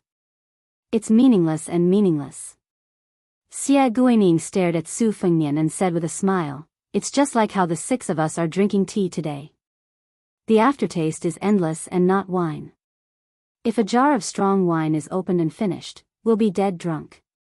We'll drink to our heart's content, but we'll have a headache the next day. Su Fengnian only asked one question, Has Sir Xia ever thought that millions more people will die in the Central Plains? Xia Guining fell into silence. After a long while, he asked in return, Then have you ever thought about how to truly inherit Su Zhao's deep will to destroy the foundation of the powerful clans? Su Fengnian laughed coldly. Sir Xia wants to say that from the great Emperor Qin's state to the great Feng dynasty and the 9 kingdoms of spring and autumn, there hasn't been a single legitimate emperor of the Central Plains born from humble beginnings. Only with such an emperor can Su Shao trample over the Central Plains be considered a success. Su Fengnian put down his teacup and said slowly, or according to Sir Xia's words, it's meaningful. Xia Guining countered, when the great Qin was hegemonic, Luoyang was China's land. When the great Feng dynasty was in power, Qingzhou was the Central Plains. When it came to Liang, Jiangnan was the Central Plains. If one day, millions or even tens of millions of people die, but we can annex all of Beimang and make the northwest of Biyao become the Central Plains, what's wrong with that? After we succeed, we'll win hundreds of years of peace under the heavens. The more people who die today, the fewer people who die in the future. Shaking his head, Su Fengnian replied in a deep voice, There are some accounts that can't be settled like this. Xia Guining didn't get angry because of Su Fengnian's rebuttal. Instead, he said with a relaxed smile, It's said that His Highness never makes a losing deal. It's the same with the 6-pearl bodhisattva in Mount Lantua in the western region, Xinyuan Qingfeng in the Great Snow Plateau in Mount Hui, Ko Jianghuai, the Deputy General of Liangzhou under the pseudonym Su Fengnian, and even more so with the little girl named Lu Nerong from the Fish Dragon Gang. Before coming to Lingzhou, I made a bet with King of Shu on whether or not you would let Huyan Dagwan appear openly and in the end, I lost. From this, it can be seen that although His Highness's trip to the south looks aggressive, it is actually quite sincere.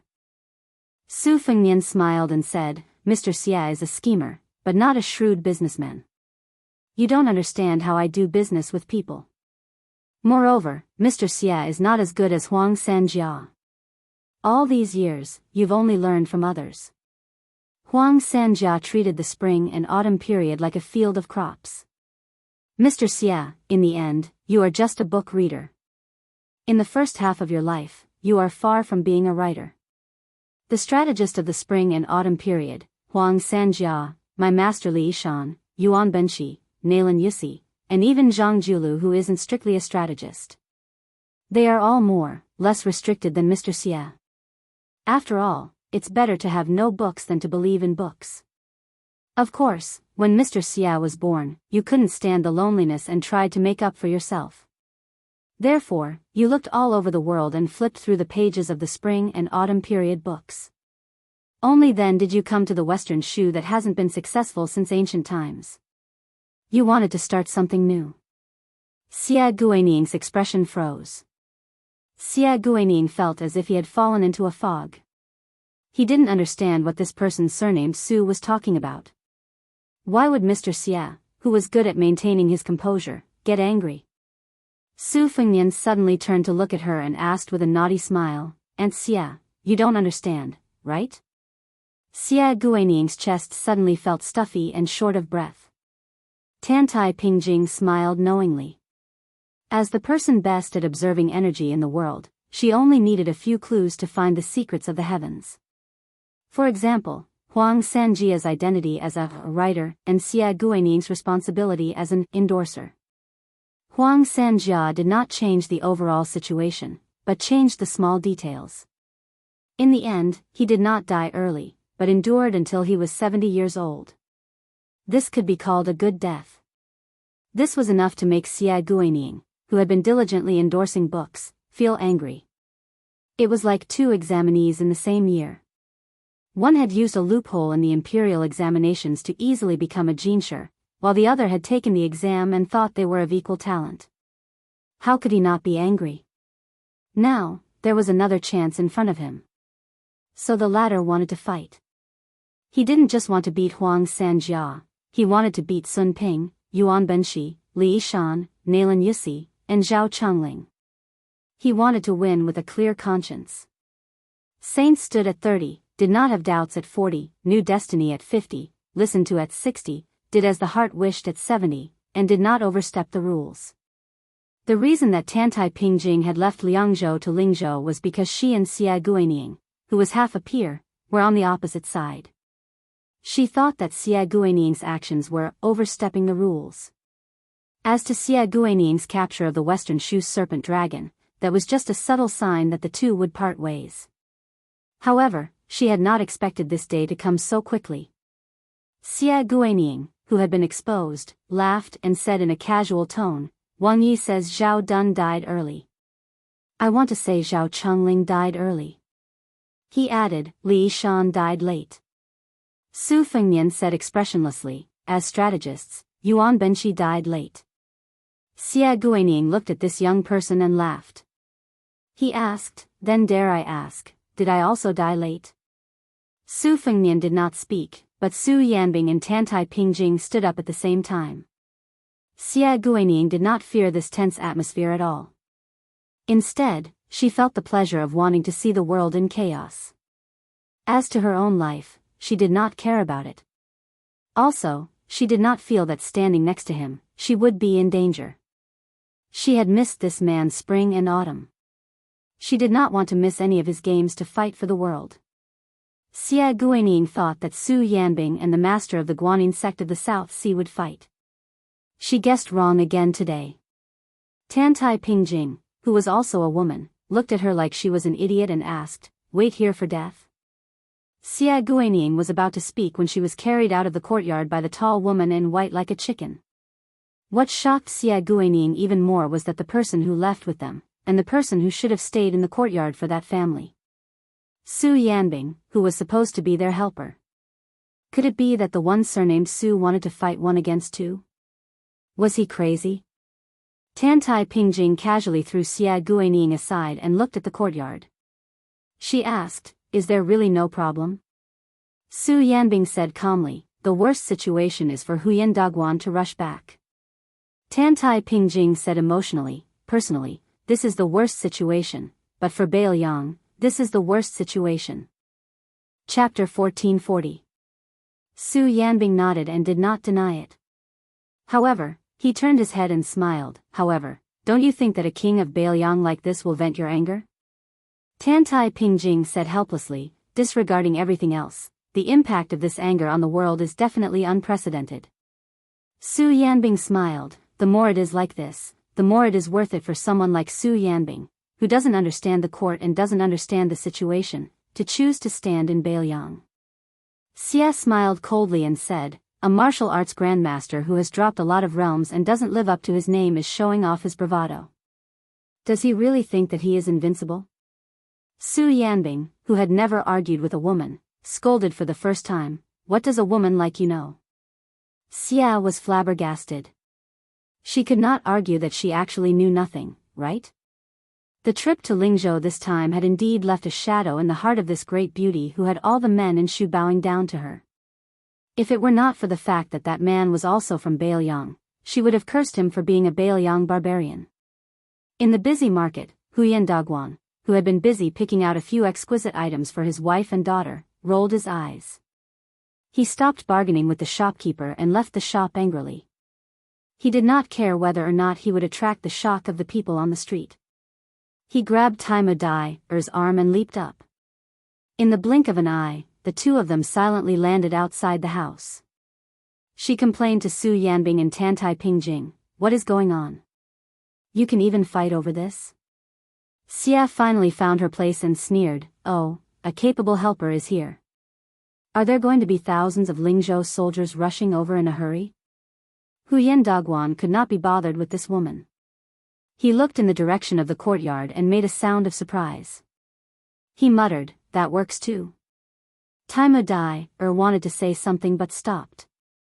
She probably wanted to ask but was too embarrassed to. Huyen Daguan raised his head and stared at the sky above the courtyard. He instinctively used the language of the Central Plains to say, "Back then, I gave you 2 words.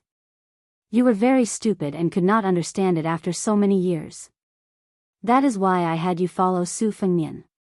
I hope that you can get close to this grandmaster who is about the same age as you before walking out." Taima Dai, who did not understand what Huyen Daguan said, was confused. Huyen Daguan quickly realized his mistake. He switched to the Northern Mang accent and said angrily, "Let me teach you a word, outrageous. If you want to surpass Su Fengnian one day, you have to get rid of him first." Back then, whenever Li Chungang competed with others, Wang Xinji would shamelessly watch from the sidelines.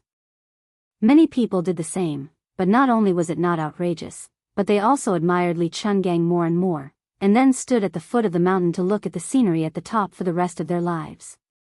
Only Wang Xinji gritted her teeth and followed suit, walked to the top, and finally defeated Li Chungang. Oh, no, it was a tie back then. Li Chungang was disheartened and gave his position to Wang Xinji. After that, Wang Xinji was even rarer. She didn't stop, and her cultivation rose by leaps and bounds. When one reached the peak, one still had to climb the mountain. Actually, I also understood this principle, but I didn't have the heart to do it. There is a young man called Fuding in Liang. He has inherited half of Wang Xinji's legacy in Eastern Sea's martial emperor city. However, after he lost to Su Fengnian, he has not reached the level of ridiculous yet. But you are not much better. There is nothing you can do about it. Compared to me, your comprehension really makes one feel despair." Hearing Huyen Daguan's long-winded ramblings, Taimu Dui smiled. In this world, the only thing that made him feel more intimate than the cheap sword at his waist was this old man's self-praise and belittlement. However, when he saw this man fight for the first time, after receiving 2 strikes from Su Yanbing, Taimu Dai had to admit that Huyen Daguan was the most wasteful person in the world. Huyen Daguan suddenly sighed softly, "Silly boy, I don't expect you to surpass Su Fengnian in this life. But you must follow closely behind him. Taimu Dai held it in for a long time. Finally, he mustered up the courage to say what was in his heart. I, Taimudi, my sword, my swordsmanship, from the very beginning, was the only one in the world.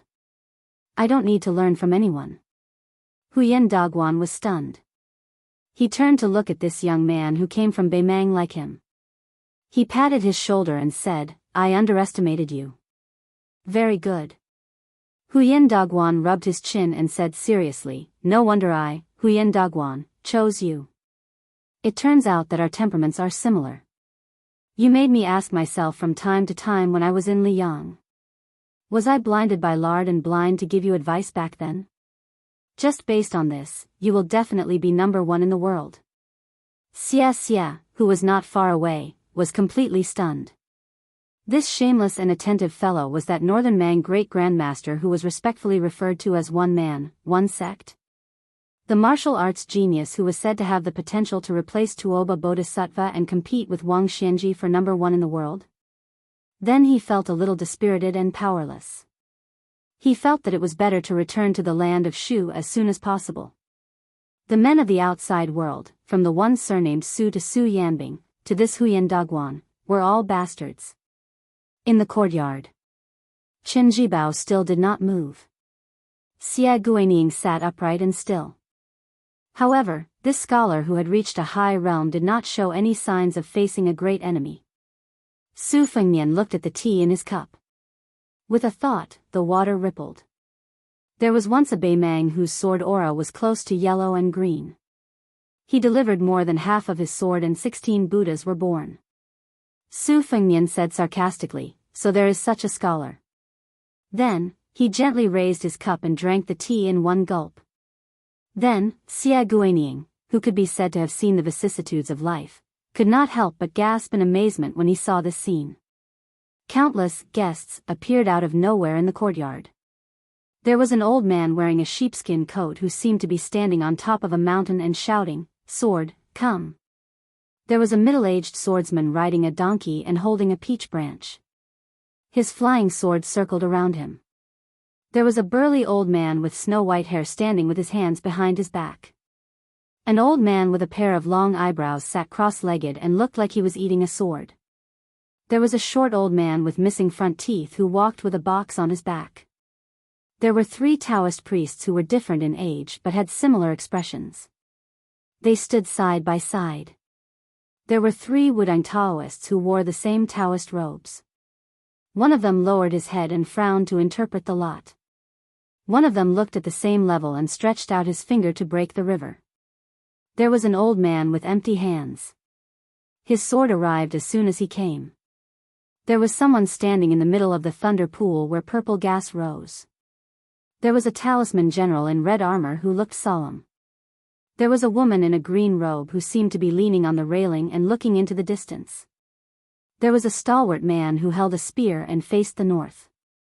There was an old man in a python robe with his sleeves wrapped in red silk. There was a tall old man who wore a cold saber on his waist. There was a continuous stream of people appearing. The courtyard could be considered spacious. The ground was full of people, and the air was also full of people. In the end, there was even a sickly and haggard scholar sitting on the stone bench beside Xia Guinying. He seemed to be mocking Xia Guinying. These dozens of people spoke together about the free and easy style of the spring and autumn period.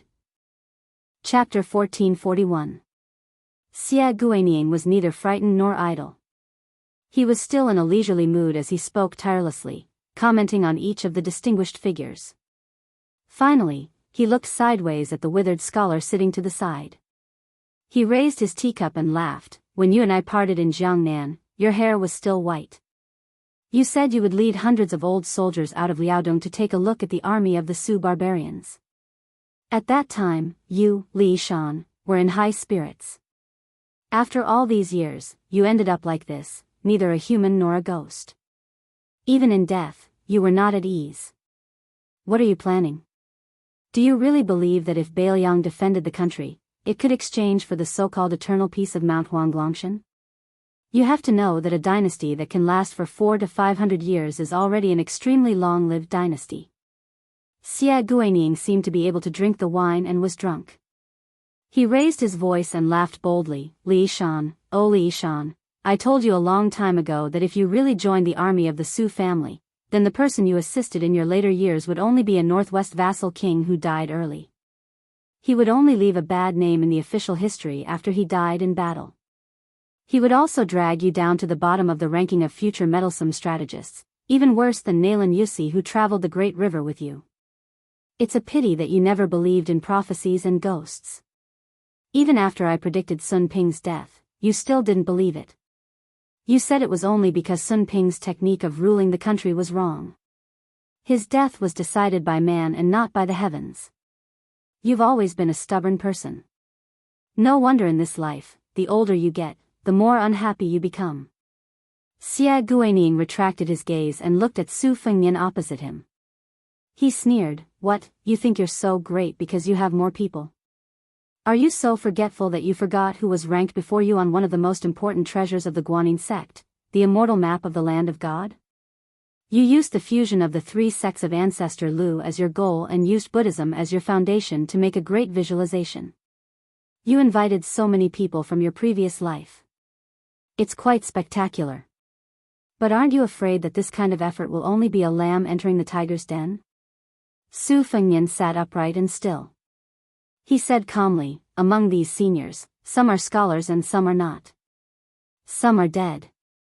Some were already dead, while others were still alive.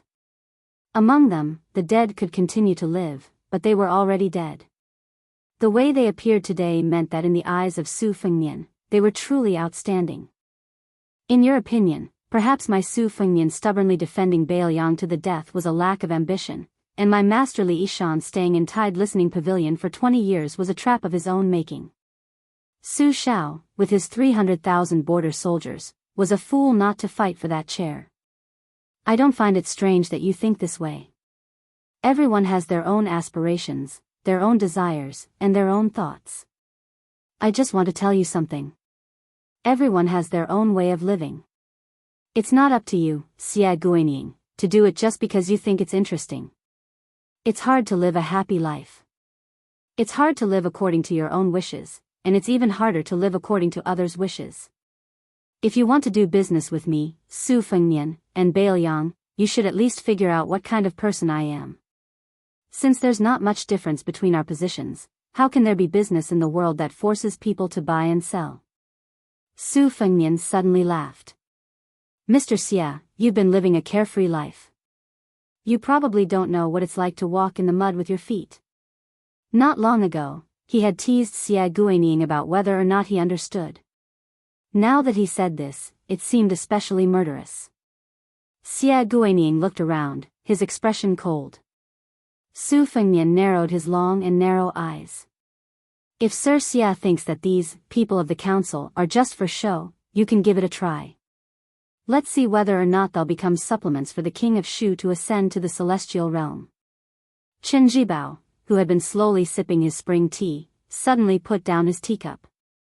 The teacup made a soft sound as it hit the table. Xia Guining snorted coldly.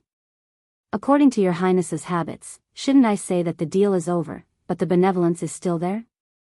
Su Fengnian smiled and asked in return, you're really not going to fight? Then you'll be leaving empty-handed after coming here in high spirits. Xia Guining turned to look at the man in white, who shook his head. Xia Guining was slightly helpless, but he didn't show any weakness. Water without a source, no matter how much there is, it can't withstand squandering. Let me give you a word of advice. Your Highness's stance should be used to deal with Tuoba Bodhisattva. The people around Su Fengnian gradually dissipated. He stood up with a smile and asked, then let's stop here. Xia Guining sat still and said with a cold expression, forgive me for not seeing you out. From beginning to end, Chen Jibao didn't say a word. Outside the door, Su Fengnian was about to pass by Xia Guining, who had an inquisitive look on her face. He stopped and smiled. Aunt Xia, do you never want to come to Biyao again? That's right. There's little water here, and there's a lot of wind and sand. It's bad for the skin. You weren't on the Rouge rankings in the first place. If another young woman stole the title of the number one beauty in Shu, I'll feel guilty. Xia Guining sneered. The great king of Biyao is fussing with a woman like me. How magnanimous of you. Su Fengnian smiled warmly and said, it's my fault. Finally, to tell you the truth, Aunt Xia's tea brewing skills are truly unique in the world. It's such a big technical job that I can't reward you. Xia Guining wasn't sure if this bastard was speaking from the bottom of his heart or if there was a knife hidden in his smile. However, deep in her heart, there was still a trace of self-satisfaction that she didn't want to admit. The five of them mounted their horses and left. Tan Tai Ping looked calmly at the pale Su Fengnian and glanced at Huyan Daguan. She frowned and said, why do you have to show off your courage? Xia Guining is much stronger than me in terms of combat ability and realm. If we really fight, your technique is more of a competition of realms. It's the strongest technique that Xia Guining can't be more familiar with. Su Fengnian waved his hand and interrupted Tan Tai Ping's words. He smiled and said, I'll just treat it as a warm-up so that I won't be flustered the next time I face Tuoba Bodhisattva.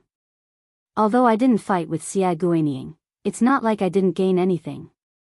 The visualization that was originally leaking on all sides has been mended a lot. After Su Fengnian finished speaking, he turned to look at Su Yanbing and said with a bitter smile, Uncle Su, I'm afraid I'll have to trouble you to take a detour and tell Deputy General Han. Yes, tell him that he doesn't need to blame himself. Su Yanbing was puzzled but he didn't ask much. His fellow disciple Han Laozhan was now the Deputy General of Lingzhou. In name, he was guarding the southernmost gate of Biyao. In reality, everyone knew that Han Laoshan's most important duty was to keep an eye on the movements of Western Shu. This was to prevent the Shu army from adding insult to injury when the battle at Liangmang was in full swing. The five of them had already parted ways before they left the city. They went in 3 different directions. Su Fengnian and Tan Tai Ping went north to enter Liangzhou. Su Yanbing went south to pass on a message to Han Laozhan. Huyan Daguan and Taimu Dai could roam around Lingzhou. The two of them didn't have much to do with Biyao. Su Fengnian didn't have the face to order them around. After Su Fengnian and Tan Tai Ping rode out of the city, he lamented, let's not talk about combat power. Just talking about the level of state, Tuoba Bodhisattva was the second most powerful person in the world. Actually, there was an obvious gap between him and Wang Xianji. Tan Tai Ping nodded and said, speaking of this, although Huyan Daguan has lost to Tuoba Bodhisattva, the former state is still higher than the latter. This is related to talent and fate. With Wang Xianji's death, the gap between the 14 people of Wushu isn't as big as it used to be. Both the state and combat power are the same. Of course, Tuoba Bodhisattva is the number one in terms of killing. It's the sneaky Xia Guining who has been working for others for many years. His state is the highest. You and Huyan Daguan are close behind for the time being. Speaking of this, Tan Tai Ping paused for a moment. It was as if she was hesitating whether she should reveal the secret. Su Fengnian smiled and said, are you trying to say that Chao Changqing will be a flash in the pan and Chen Jibao will also surpass him later? Tan Tai Ping did not know why, but as she stared at this young man whose hair had turned black again, she felt that he was more and more distant from the past. Su Fengnian's lips curled up. He did not hold the reins and habitually kept his hands in his sleeves. He looked into the distance. Don't look at me with such a pitiful gaze. That Xia Guining has been looking at me for a long time. Tan Tai Ping blurted out, if you really find it annoying, then beat up Xia Guining first. Su Fengnian did not know whether to laugh or cry. A woman was a woman. She was like a fairy. She could also be rude and unreasonable. Tan Tai Ping laughed. She should have realized that she was being unreasonable. Su Fengnian galloped more than 30 miles outside the city. He dismounted and fed the war horse. During this pause on the way back to Liangzhou, Tan Tai Ping asked, why did you let Su Yanbing tell Han Laozhan not to blame himself? Did the Lingzhou army make a mistake? With a complicated expression, Su Fengnian said, I only had this guess after seeing him and Xia Guining. If I'm not wrong, the 10,000 soldiers on the surface of Shu have not left Shu, but secretly, I'm afraid there are more than 10,000 people who have already left Western Shu.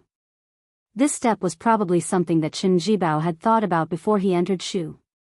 Mobilizing 10 to 20,000 soldiers and maximizing their strength would be a headache for ordinary generals on the battlefield, but to Chen Jibao, it was no different from playing a game. Furthermore, we are just changing the location of these troops.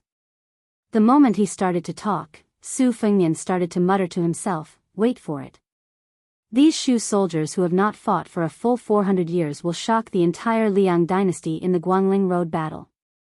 Back then, Su Shao, who was known for his cavalry, used infantry to take down Western Shu. This gave the imperial court and the Central Plains a misunderstanding that the Shu soldiers were not strong enough. However, the Tide Listening Pavilion's secret files clearly recorded how the Shu soldiers dared to fight to the death. Western Shu, which had the natural advantage of defending the country, only had 120,000 troops. But do you know how many Shu soldiers died back then? Up to 90,000, a full 90,000. The intensity of the battle is the greatest in the spring and autumn period. Chapter 1442. Speaking of this, Su Fengnian gnashed his teeth and cursed, son of a bitch, if Biyao could have Western Shu as a strategic depth and source of troops, would I still need to listen to the imperial court? Would I still need to personally go out of the calabash and lead 10,000 Yuzhou cavalry to their deaths? I could sit on a small stool in Huaiyang Pass and bask in the sun while eating melon seeds, waiting for those Beimang barbarians to attack Biyao. Would they dare? Humph, if it weren't for Zhao Dun asking him, the Minister of War, to go to Western Shu, it would have been Gu Jiantong's Liangliao defense line to face those millions of troops. Looking at the young lord who lost his composure, Tantai Pingjing smiled and said softly, "You really don't want to be the emperor? I think you'll be a good emperor." The muttering Su Fengnian calmed down and raised his head to ask, "Why?" Tantai Pingjing said, "The Zhao family can't tolerate Biyao, but you can tolerate the Central Plains." Su Fengnian said lazily, "There are definitely people who can do better than me when it comes to being the emperor and sitting on the dragon throne. However, Su Fengnian, am the only one who can be the king of Northern Liang in this world. This has something to do with my martial prowess and knowledge, but that is not the most important thing. As for whether I can be the king of Northern Liang, it has nothing to do with me." Tantai Pingjing asked, "Even Chen Jibao can't?" Su Fengnian said softly, "Probably not. But Chen Jibao can't do it, not because this white-clothed war saint can't do it, but because of my own selfishness. I don't care who sits on the dragon throne, but the position of the king of Biyao must be mine." Tantai Pingjing said considerately, "It's natural to live for oneself. Every man for himself, and the devil takes the hindmost."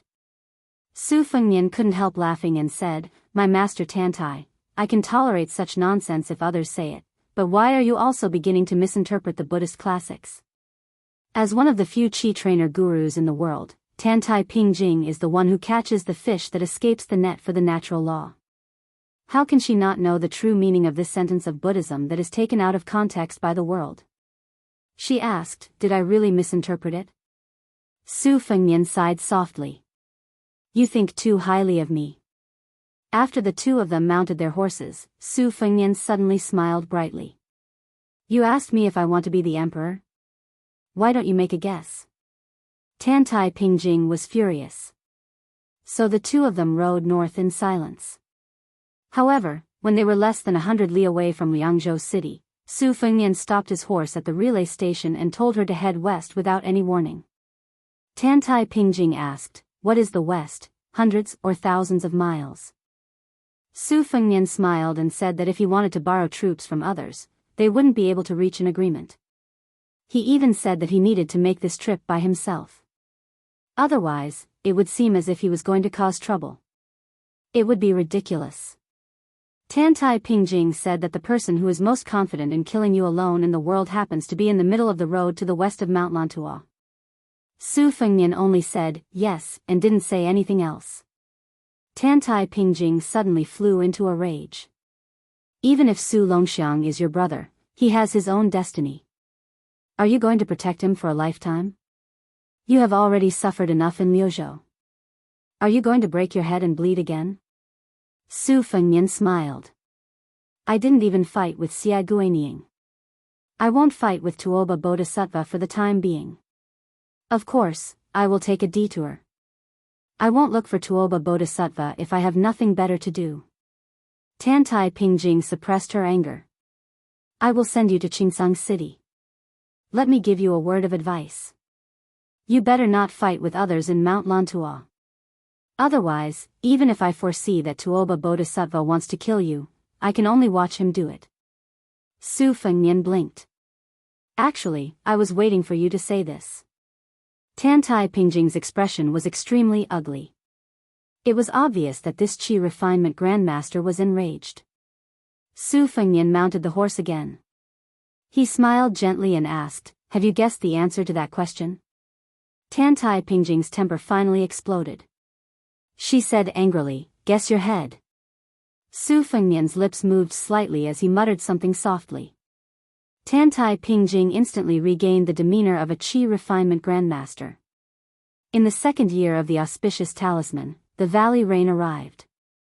Spring had already set in. Every household had a cinnabar tome that forbade scorpions. After Su Fengnian and Tantai Pingjing parted ways at the south of Qingsang City, he traveled alone to the hinterland of the west region. He finally saw that inconspicuous mountain.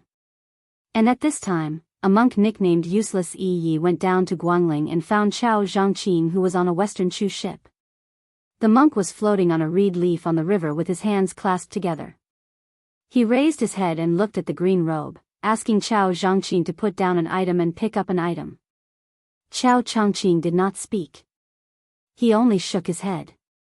Chao Changqing could not let go of De Chu.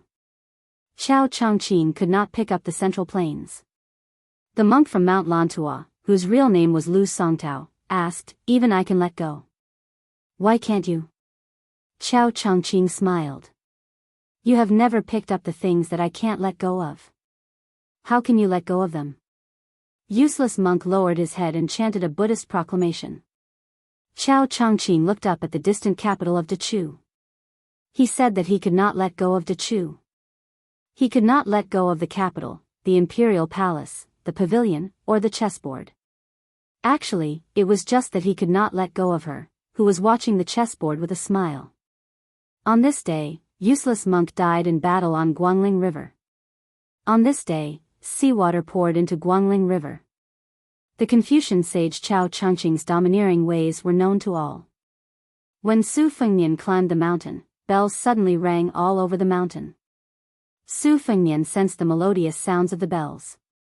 He stopped halfway up Mount Lantua and looked to the east, lost in thought. Su Fengnian slowly closed his eyes and lowered his head to put his palms together. He hoped that Biyao would not be sad. After Su Fengnian and the others left, Chen Zhibao gently picked up his teacup and remained silent. Xia Guining stood up and could not help but laugh and scold, this guy is indeed Li Yishan's disciple. He's so stubborn. He even turned around and scolded me. However, I don't know if he listened. Su Fengnian's realm is like water without a source. Apart from the west, he'll have enemies on 3 fronts from today onwards. It's even more so for Biyao. Chen Zhibao smiled, anyway, we didn't ask for anything on this trip to Lingzhou. I just want to take one last look at Biyao, which is still peaceful. Are you? Is it because the father-in-law pinches his nose and suppresses his anger to look at the son-in-law? Xia Guining mocked himself, I only have a son. How can I be a son-in-law? Chen Zhibao's smile grew wider. He was actually joking, are you trying to make things difficult for the mother-in-law's attitude towards her daughter-in-law? Xia Guining sighed and changed the topic. He said gloomily, if the situation gives me half a year, just half a year, then you, Chen Zhibao shook his head, don't talk about half a year on the battlefield. An hour or even a quarter of an hour can decide the outcome of a battle. Xia Guining sat back down on his stool and asked curiously, you really don't have anything you want to tell Su Fengnian? Chen Zhibao said indifferently, something I want to tell him? Yes, I just don't want to say it. Xia Guanyin could understand why this white-clothed man's words seemed to contradict themselves. Xia Guanyin rested his elbows on the table and leaned his body, appearing more leisurely and comfortable. That fellow's words hit the nail on the head. The world's affairs are the most difficult to go according to one's wishes. For example, if Su Fengnian was an embroidered pillow like before and Biyao followed your surname, Chen, he wouldn't have so much trouble if he had obediently become a puppet vassal king. If Su Fengnian was not only the world's #1 martial artist, but also possessed Chen Jibao's military strategy and was the world's #1 commander, then I would have gone straight to Mount Qingliang instead of Shu. Chen Jibao and Biyang's Su family seemed to have tied a dead knot. As Su Fengnian's achievements increased, it became harder to resolve. Chapter 1443. A look of schadenfreude appeared on Xia Guanying's face. What do you think of Su Fengnian, His Royal Highness and the new Prince of Liang? Xia Guanying thought he would never get an answer after asking this question, but Chen Jibao answered without hesitation, I might have been jealous when he was still a child. But when he became the king of Biyao, I didn't feel much anymore. Xia Guanying was surprised. Jealous? You're a master of military strategy who defeated Yi Baikue. You could have become a prince of a different surname in your 20s. Why would you be jealous of a crown prince of a vassal state who had no choice but to hide his dirty writing and ruin his reputation? Chen Jibao smiled. Su Fengnian was right about one thing. There are some small things that you don't understand, Sir Xia. Xia Guanying fell into deep thought. Huang Sanja prided himself on being flawless in his calculations. Later on, he went to calculate people's hearts to pass the time. In the end, he miscalculated that young ranger who used a wooden sword in the capital. Chen Jibao stood up slowly. When I was young, there was a man and a woman who had an argument. Xia Guanying was truly curious this time. It wasn't hard to guess the identity of the man and woman. Only the king of Biyao, Su Shao, and princess consort Wu Su could keep the war sage in mind for so many years. But the content of the argument was something he couldn't guess. The corners of Chen Jibao's mouth curled up into a smile, but he didn't try to hide it. That man said that we men should wear armor and ride horses to kill enemies. Even if we get off the horse, we should still wear the black armor to look handsome and powerful. The woman said that wearing simple and elegant white robes would make one look better and more scholarly. Later on, when I came to Biyao, other than the initial battle caused by Zhao Dun, I didn't fight many major battles when I became the Biyao Protector General.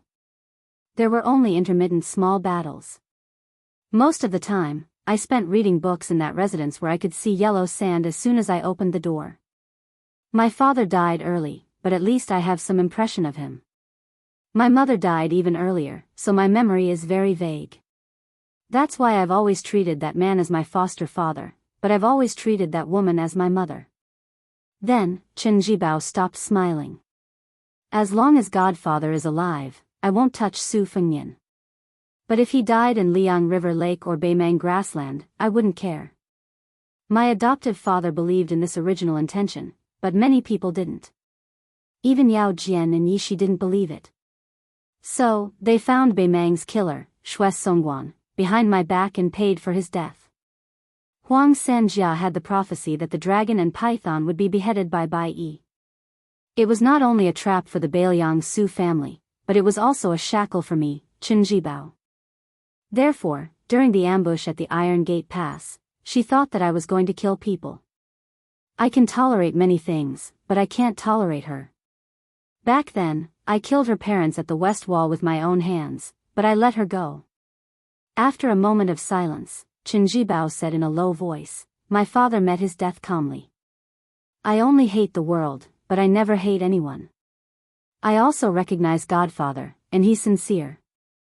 So, I'd rather follow Godfather to the northwest border than be some southern border vassal king. But if you want me, Chen Jibao, to give the impression of being an ignorant child, why should I, Chen Jibao, follow you everywhere? Just because he's surnamed Su like my godfather? That one day, he'll be hereditary? Xia Guanying happened to cross the threshold of the small courtyard. After hearing his words, her eyes shone brightly, and she was intoxicated. This was the man she adored. In the eyes of the world, the southern border vassal king title was still too small. Only the whole world was enough. Xia Guining started to brew tea again. This time, compared to the undercurrent just now, it was naturally much more relaxed and comfortable. Xia Guining shook his sleeves and sat back on the stool. I know best what Su Fengnian has done these years. When he was in Tai and City, I kept an eye on him. But when he left the capital, I was only disappointed. Xia Guining couldn't help but ask, why would Sir be disappointed? Although I also dislike that Su Fengnian, if we really talk about it, he still has some ways.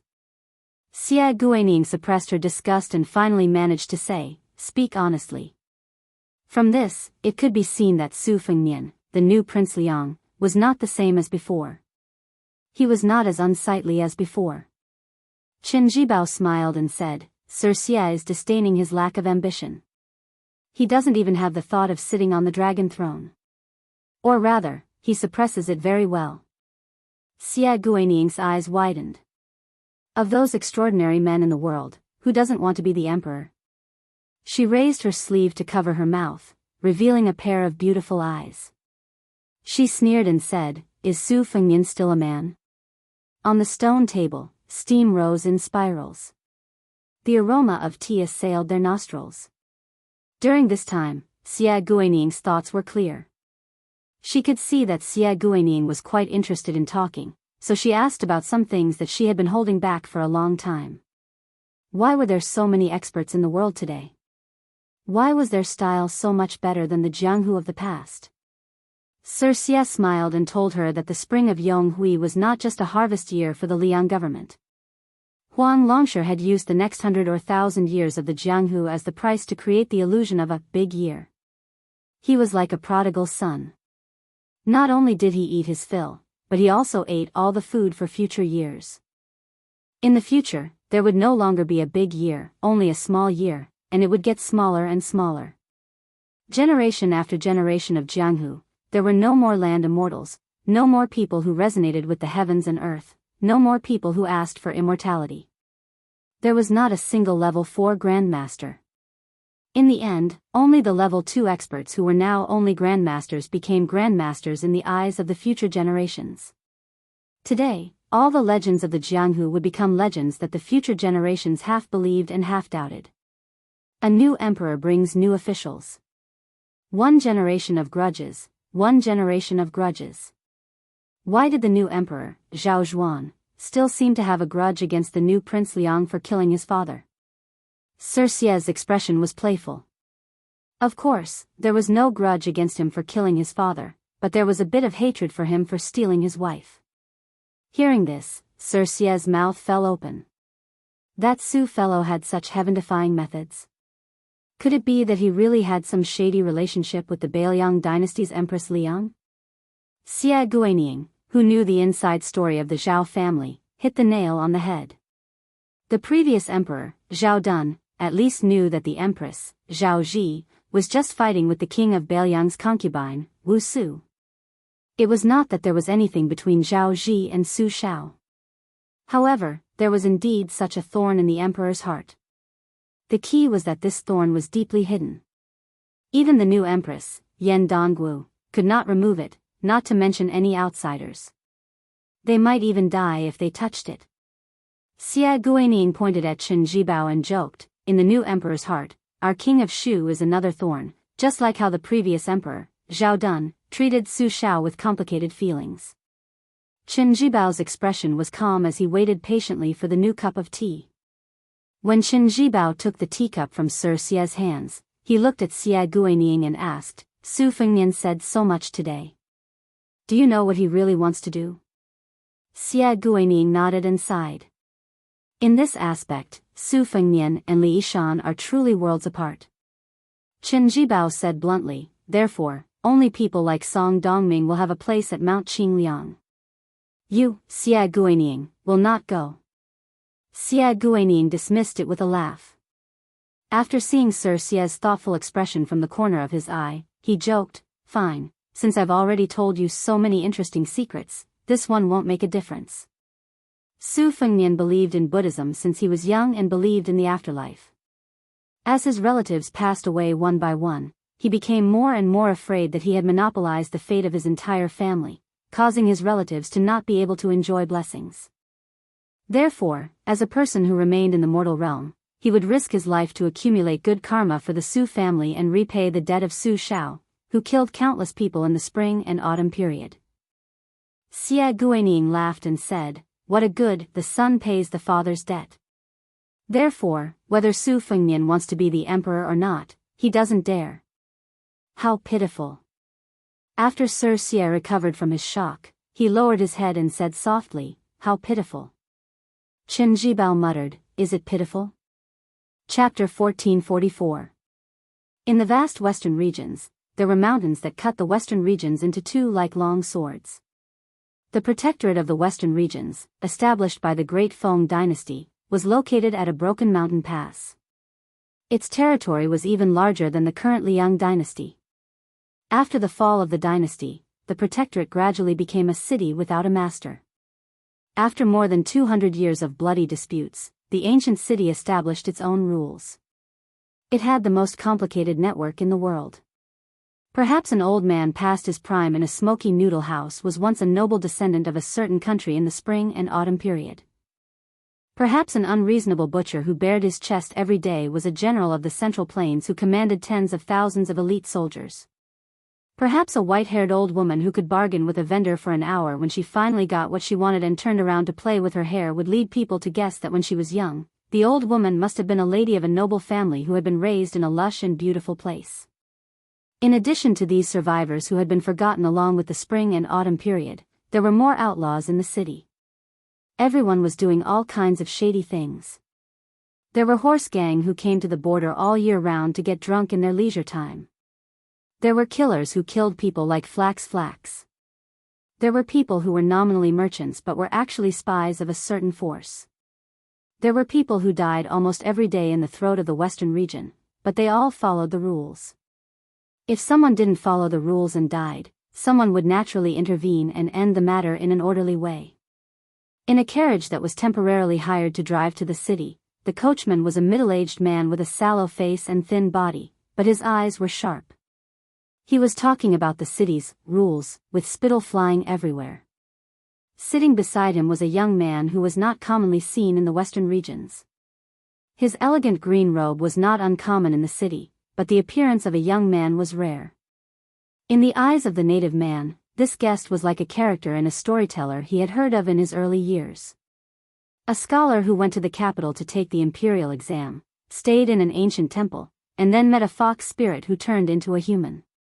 In the dusk, the man looked up at the vague outline of the huge city, and then he couldn't help but look at the foreign employer who was not generous with money from the corner of his eyes, feeling a little regretful. In the town they were going to, though most of the people lived and died according to the rules had to be made, and it was unfortunate that they had come across this little group of people, whose observance of the rules depended on their mood. Some people would become rich overnight because of this. After being chosen by the big shots in the city, they would rise to the top in a single bound in the largest city of the western regions, which was home to more than 100,000 people. There were also some people who were never heard from again because of this. A few years ago, the coachman had taken a group of 4 people into the city, 3 men and 1 woman, armed with sabers and swords. They looked quite skilled, but before they could rest, they were blocked by the cavalry from the inner city. It was really a fierce battle. The 4 people were indeed skilled. They directly jumped out of the carriage and onto the roof. The rain of arrows that was like a splash of water didn't hurt them at all. The coachman didn't dare to look and abandoned the carriage, almost crawling away. Later, he learned that the 4 people had been hanged at the east gate of the city. It was said that they were heroes from the Central Plains who came to seek revenge. Unexpectedly, the family of the enemy had become an influential family in the inner city, and only 40 or 50 people were killed in the city. In fact, there were several such tragedies every year. In the final analysis, that city was open to everyone, but not everyone could leave. However, the coachman didn't dare to say this, for fear of scaring the young employer beside him. Of course, he was even more afraid that his commission would fly away like a cooked duck. Before the shabby carriage entered the city, the coachman kindly told the young man about the current situation in the city. For example, the city was divided into the inner and outer city. There were 4 local gangs and sects in the outer city, and they liked to go out of the city to play cavalry when they had nothing to do. At the peak of their strength, there were thousands of cavalry on both sides. It was said that the 4 forces together had more than 3,000 warhorses and hundreds of crossbows. If you provoked them, you would be waiting to be torn apart by 5 horses. Anyway, those guys had done such things before. In the inner city, there were 3 guys with surnames that couldn't be provoked.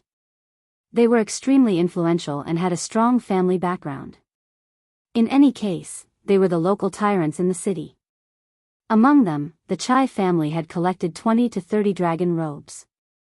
The head of the Chai family rarely went out with great fanfare. He really wore a dragon robe, as the rumors said, and the beauties around him were all wearing phoenix coronets and robes. They really looked like empresses and imperial concubines. It was an eye-opener. When they approached the city gate, the coachman who was thirsty took off the goatskin wine bag and drank a mouthful of wine. He turned to look at the young man who was listening to him carefully and grinned. "I said all this just to let you be more careful. But in case you really run into trouble, if there are those red-robed monks with prayer wheels nearby, you must hurry to them and ask for help. After all, in our western region, they are living bodhisattvas. No matter how unreasonable they are, they will always restrain themselves." After entering the city, the young man got off the carriage at a downtown inn in the east of the city that he recommended. He gave the coachman a few more taels of silver. Although there was some black rust on the silver, there was no twilight. It was pleasing to look at. This made the coachman feel that his words were not in vain. Good people will be rewarded. However, when he saw the young man walk slowly into the inn without any scheming, the coachman's eyes were a little complicated. In fact, his words were in vain. When outsiders entered this inn, whether they could come out alive was up to fate. Even if they were lucky enough to walk out, they would lose a few layers of skin. However, when he thought about how the inn would give him a little share of the profits after he killed the fat sheep, the coachman couldn't help but secretly laugh. However, at this moment, the young man also turned around and looked at him with a smile. The coachman's smile suddenly stiffened, but soon his smile returned to normal.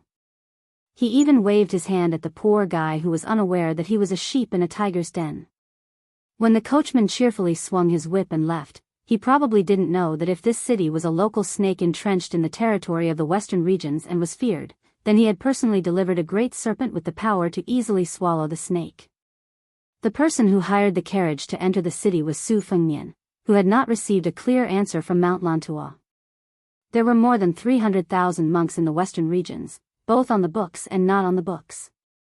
There were 40 to 50,000 monk soldiers affiliated with Mount Lantua.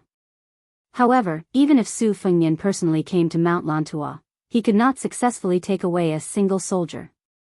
However, it was not as if there was no turning point. Su Fengnian came to the protectorate of the western regions of the Great Feng dynasty to do his best for this bleak turning point, and then leave the rest to fate. In the center of the inner city, there was a small mountain no more than 20 feet high, known as Little Lantua. At the top of the mountain, there was the world's largest prayer wheel. Its copper body was gilded and weighed 120,000 pounds. The outside of the wheel was carved with the 4 bodhisattvas of Manjushri, Samantabhadra, Guanyin, Ksitigarbha, and 8,000 lifelike fairies. The inside of the wheel was engraved with 810,000 six-syllable mantras and all the Tripitaka. The prayer wheel had a large ring for people to hold on to. The reason why it was said to be empty was because no one had ever successfully moved the prayer wheel after it was created. Thus, each rotation was equivalent to 810,000 chants of Buddha. Until now, no one had been able to enjoy the great fortune of reciting Buddha's name. This anecdote had been circulating in the Central Plains for a long time along with Buddhism's journey to the east. It was said that the difficulty of "this method is difficult to turn" was first in climbing Little Lantua, then in the strength of dragons and elephants equivalent to tens of thousands of pounds. The third difficulty was whether one had the fate with Buddha. There was once a monk of Mount Lantua who said that even Lu Zhu and Wang Xianji would find it difficult to turn the prayer wheel. For Su Fengnian, even if Mount Lantua wanted him to turn the prayer wheel, it was not impossible for him to try. However, Su Fengnian did not dare to say that he would succeed. There were many eminent monks in Mount Lantua. There were 2 Buddhas like Lu Songtao in the mortal world, plus the Bodhisattva of 6 jewels and dozens of masters. Once they joined forces to defend against something or prevent someone from doing something, it would be as difficult as ascending to the sky. Su Fengnian believed that with the strength of the 14 Wu judges, it would not be difficult to move the prayer wheel. The real difficulty should be the Buddhist fate that seemed to exist but not exist. Mount Lantua gave a forward reminder to the young vassal king who personally visited the mountain, heavenly water-bathing Buddha. Su Fengnian checked in on the 2nd floor of the inn. He opened the window and looked worried. Guyu, March 2nd. However, the Buddha's birthday of 9 dragons spitting water, bathing in golden body, was not until April 8. Logically speaking, it was impossible for Su Fengnian to waste an entire month in this isolated city thousands of li away from northern Liang. However, at the foot of the mountain, Su Fengnian met a stooped old woman who was holding a small prayer wheel in her hand. After chatting for a while, the old woman gave the ordinary prayer wheel to Su Fengnian. When Su Fengnian thought about it, the old woman's unintentional words reverberated in his heart like the roar of a large bell. At that time, she said that one could not rotate the prayer wheel too quickly. It was not that the more times one rotated it, the more merit one would accumulate. Instead, one had to be calm and steady. Su Fengnian knew that the old woman was just an ordinary person in the western region who worshipped Buddha. However, it was because of this that he truly felt that there was a God's will in the unseen world. Su Fengnian's mouth showed a trace of helplessness and bitterness. Did he really have to wait until April 8th? The war in Liangzhou's Huda city was in full swing. Liuzhou was also in the midst of a storm. People were dying in Biyao every day. As the king of Biyao, even if he could not personally mobilize the troops in the protectorate of Biyao, he felt that he needed to stand there and see the smoke and hear the war drums with his own eyes. Only then could he feel at ease. If he could turn the prayer wheel, it would be fine. After Ko Jianghu entered Liuzhou, there would be 40 to 50,000 fearless and brave warrior monks. Then, he could turn from seeking defeat to seeking victory. In this way, Huang Manor, who bore the brunt of the attack on the western front of Liangmang, would have more stability. This was Su Fengnian's selfishness when he acted under the nose of Tuoba Bodhisattva. This was also why Tantai Pingjing was so angry at that time. Chapter 1445. When Su Fengnian killed the real dragon of Beimang, his state dropped greatly. If he could, why would he be willing to take the risk and run out of the calabash? However, the Biyao cavalry was different from other border troops.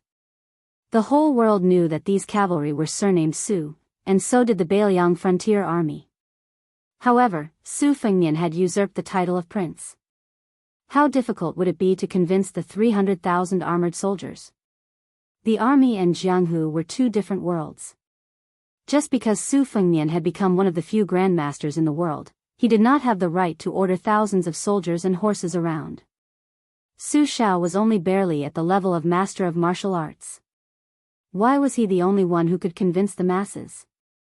Why was it that Gu Jiantang was the world's #1 saber master, but his confidant Kai Nan led tens of thousands of soldiers under his command to see Su Shao, who was wearing armor and holding a spear, and at the risk of losing his reputation and being useless in the eyes of the civil officials of Liang, he still willingly knelt down and saluted Su Shao and turned around to ask Su Shao to inspect the army? The reason was simple. Su Shao could not kill many people single-handedly, but since Su Shao left Liaodong, how many big cities had he slaughtered? How many surrendered soldiers had he killed? Martial artists were not scholars. They did not have sentimental feelings like unjust spring and autumn, the sinking of the Central Plains.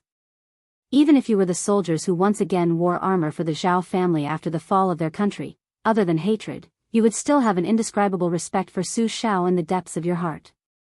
Su Fengnian knew that the prayer wheel might not be able to turn, but he still had to stand there obediently, feeling conflicted. The big dragon chair in Tai and City could be sat on by anyone except Su Fengnian. The big tiger skin chair on Mount Qingliang could not be sat on by anyone except Su Fengnian. This wasn't something that Su Fengnian could change just because his martial arts realm was extraordinary. In one's lifetime, there are bound to be concerns, and it is extremely difficult to become a self-proclaimed Han. Su Xiao, who was rarely eloquent in his speech, once said that when people come to this world, they have to suffer hardships to pay their debts. After paying their debts, if at the end of their lives there is still a surplus, then it is already a man's great ability. In the past, Su Fengnian did not feel much about this. However, when he saw the domineering actions of those general families in Lingzhou, his heart ached, but he also felt at ease. Look, these were the descendants of the people who had fought alongside Su Xiao. Su Xiao had never let down their fathers, who had risked their lives for him. That was why they could enjoy the happiness they had today. Even in a barren border like Beiliang, Su Xiao still allowed them to live a peaceful and luxurious life in Lingzhou, which was beyond the Great Wall in Jiangnan. Su Fengnian's hatred for Zhong Hongwu, the true killing intent, was not because the Huaihua general looked down on him, the second generation, but because Zhong Hongwu, who left the border to abuse his power as a matter of course, had harmed the general families in Lingzhou to the point that they had forgotten Su Xiao's good intentions. Standing by the window and looking at the bustling street outside, Su Fengnian said self-mockingly, "Aren't the heroes free to go?" There was a series of knocks on the door. It was the waiter of the restaurant who came to ask if he wanted to order some food. If it was not because he found it troublesome and did not want to go downstairs, the restaurant could deliver food to the room. The waiter even directly asked if he wanted to eat some outside food that was rich in dialect. He said that not only were there wild horses on the grassland, there were also skinny horses from Jiangnan that could play a little tune.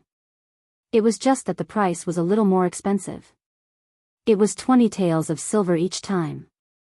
Su Fengnian politely declined with a smile and only asked for dinner. When the waiter saw that Su Fengnian did not look fat, he rolled his eyes on the spot and left resentfully. He complained that the coachman, who had not yet left the city to wait for good news, had poor eyesight. How many copper coins could he get from finding such a lean two-legged sheep? After that, Su Fengnian ate the food that was laced with knockout powder. The waiter who came to bring back the food box and chopsticks dawdled for a long time, but did not wait for Su Fengnian to hit his head on the table. He knew that he had encountered a difficult person. This was not a rare thing in this kind of unscrupulous restaurant that had been open for many years. Since soft methods did not work, then they would use hard methods. The restaurant had one or two treasures whose hands were stained with blood. If they really met a capable person who could not be persuaded by soft or hard methods, then they would admit defeat. Men who were able to take root in the western regions were particularly forthright in this kind of matter. They were able to put down their pride. If someone stepped on the ground, they would also be able to pick it up. Soon, a burly middle-aged man with a scar on his face pushed open the door and entered. 4 or 5 waiters who liked to join in the fun gathered at the corner of the corridor. They were either acting as the banker or placing bets on how long the handsome lad could last. One of them, who was a gambling addict, seemed to have lost many times. This time, he gambled big and used all his money to bet that the young lad would be safe and sound. The banker was the waiter who had delivered the food to the room earlier. He accepted the 3 or 4 taels of silver with a smile on his face and could not close his mouth. Unexpectedly, before the money had even warmed up, he had to give back 7 or 8 taels of silver. It was actually from a restaurant that was slightly famous in the outer city. Master Lu had just entered when he walked out. The restaurant waiter who was acting as the banker immediately tugged at his sleeve and asked bitterly, "Master Lu, could it be that you have taken a fancy to that handsome lad's appearance, so you went easy on him? This humble one will have to work hard for half a year for nothing." The burly man, who had the aura of a bandit for many years, but still had some of the arrogance of a soldier, flew into a rage when he heard the waiter's words. He kicked the bastard who had added fuel to the fire and sent him crashing into the corridor wall. Fortunately, he had used a bit of strength, but it was still enough to make the waiter feel better. He half knelt on the ground and gasped for breath like a fish on land, unable to utter a single word. The burly man lowered his voice and said angrily, "Go easy on your mother. If your mother was in the room, this daddy would have made her unable to get out of bed for half a month. How could the waiter dare to refute him? He endured the pain and groaned softly. Compared to that kick, this kind of vulgar words couldn't be any lighter. In the western regions, what did this amount to? It couldn't even be considered an appetizer. Even people like them, who were born and raised in this city in their 20s and 30s, more or less knew some inside stories. 20 years ago, there were many men and women who were unable to survive here with their own abilities. It was unknown how many noble women and jade leaves had to entertain guests in the dimly lit private kills. The men who guarded the door and solicited business for them might be their fathers or even the men in charge of the household. Therefore, many old men now, when they were sunbathing and waiting for death, liked to take a stance and say similar things to young people like them. You young people are really born late. We are at the age where we are full of vigor and vitality, yet we have met a good age. Those women from the East, whether they are in their teens or 20s, or in their 30s or 40s, are much more beautiful than the women you see on the streets today. Their skin is really like fine silk to the touch. Although they are always bashful and like to make people extinguish the oil lamp before doing it, otherwise they will ask for more money, but this is not a big deal. Because when you really get on top of their bodies, you will know the pleasure. This kind of luck with women, you bunch of brats can forget about it. That man didn't pay attention to these young rascals whose eyes couldn't hold half a bowl of water and directly left. Even though he was far away from that room, he still had lingering fear. He had some words that he didn't have the face to say. When he stepped over the threshold, he just glanced at that person and almost couldn't take another step forward. If that person didn't smile and didn't continue to make things difficult for him, he would have already retreated and raised the flag high. But when he took 7 or 8 steps forward as if he was drinking milk, he was already drenched in sweat. No matter what, he was a brave man who had lived on the edge of a blade for 20 years, but he didn't dare to sit down. He only lightly cupped his fists and said, "Sorry to disturb the young master." When the young master nodded and smiled, he finally had the energy to move and turn around. Otherwise, he would probably be standing there like a block of wood waiting for death. This man stood at the top of the stairs on the second floor and stopped. The more he thought about it, the more confused he became. He, Liu Dai, was a brave man in the army of a fallen country in the spring and autumn period at a young age. After so many years, he didn't lose his skills. Even after coming to this ancient protectorate of the western region, he still relied on luck to learn many unique skills from the Jianghu seniors who lived in seclusion here. How many times had he waded through blood and thrilling battles? Now, he even touched the threshold of Master Realm. Although he was at the bottom of the list of top 20 people in the outer city and didn't have a good ranking, he was still someone on the list. Could it be that it was really like what that old master said, that the so-called masters of the western region who lived behind closed doors were too weak? Compared to the orthodox Jianghu of the Central Plains, they were thousands of miles away. Liu Dai fled to the western region with his benefactor when he was 19 years old. In the past, he was also a soldier in the army and didn't have any thoughts about his homeland. As for the Jianghu of the Liang dynasty, he had never been involved. He always felt that this city was the capital of the western region. To be able to stand out and make a career here, even if they were not inferior to the masters of the Central Plains, they were not much worse. He firmly believed that among the top 10 masters in the inner city, even if not all of them were on par with the so-called world martial arts master, there should be at least 2 or 3 of them who were qualified to be on the list. However, today, Liu Dai only met the young man face to face, and he suddenly realized that he was a frog at the bottom of the well. Chapter 1446. That young man, who looked like a son of an aristocratic family, really had a kind of momentum. His master, who was always serious, would only tell him about this mysterious realm with narrowed eyes when he was in the mood to drink some wine. He also said that a fight between masters was similar to the 4 ways of looking, listening, questioning, and feeling the pulse of a master doctor. Watching the rise and fall of a master's momentum was only the first step, and listening to the master's words was the second step. The next step was to report each other's names and backgrounds to determine whether they were going to fight to the death. Finally, they would not fight unless it was absolutely necessary. At that time, it would most likely be a miserable ending of life and death. Liu Dai did not take it seriously at first. After staying in the western regions for a long time, he was used to drawing his sword at the slightest disagreement. He was used to assassinations, interceptions, and fights where money could not be escaped. Why would he care about what sect you were from? As long as someone's path to money was blocked, even if you were a king, you would have to suffer a blow. Men and women who made a living in the western regions, where no one cared about anything, did not care about life and death. Since they did not even care about life and death, why would they care whether you were a dragon crossing the river or a son of a rich family? If Liu Dai did not cherish the hard-earned martial arts realm and finally had the hope of becoming a grandmaster, he would have recruited dozens of heroes to block the door after today's setback. If he still suffered losses, he would have called the masters on the ranking list in the outer city.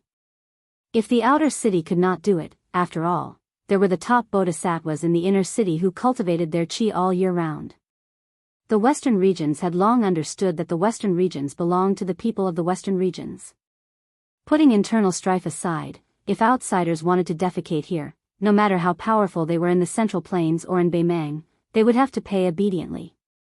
Over the past 20 years, Liu Dai had seen a lot of people who had caused a lot of trouble to this big city, and he had even skinned their skin and pulled out their tendons. Just the number of people who died in the hands of him and his brothers were very difficult to deal with. Some died on the belly of a woman, and some were first injured by a knife in a child's sleeve, and then died in a fight with hundreds of people. Liu Dai thought for a moment, and finally suppressed the killing intent that rose in his heart. He waved his hand and called for a trustworthy waiter, and asked the kid to inform the manager of the restaurant that the young man in the B&E rooms could not be touched. The 16 or 17-year-old boy who had already killed people rarely saw Master Lu's gloomy face. He did not dare to act rashly and hurriedly ran to pass on the military intelligence, not forgetting to glance back at Master Lu's stalwart back as he walked down the stairs. In the boy's heart, a man who seemed to be sitting among a pile of bones, drinking wine and enjoying beautiful women was the most indomitable hero in the western regions. Other things aside, when Master Lu went to the high-class brothels to drink wine with prostitutes, the seductive women who usually did not even look them in the eye would always give a big discount when they received money from Master Lu. Even if they slept with Master Lu for free, they would not complain. It was said that they would often lie lazily on the bed and say, "Master Lu, come again." This was not a wild guess. Once, he was lucky enough to be taken by Master Lu to broaden his horizons. Although he sat outside the elder sister's room for an entire night and did not even dare to touch the small hand of the servant girl who was waiting outside the corridor with him, when Master Lu opened the door at dawn, he heard with his own ears that the elder sister used a tone that could make one's bones melt as she lazily said, "Master Lu, come again." Since then, the boy had been thinking about how to be half as capable as Master Lu in this lifetime before he was willing to close his eyes and die. With more than 100,000 people densely packed together, it would be a big city even in the Central Plains, let alone in the vast western regions that was even more desolate than Biyao. You can't compare it to Grand Peace City, can you? After Su Fengnian finished his meal, night fell. He leaned on the windowsill and looked at the night view of the city filled with lights. There was no curfew in this city, and all the wealthy families in the western regions were gathered here. It had a natural quality of being free and unfettered.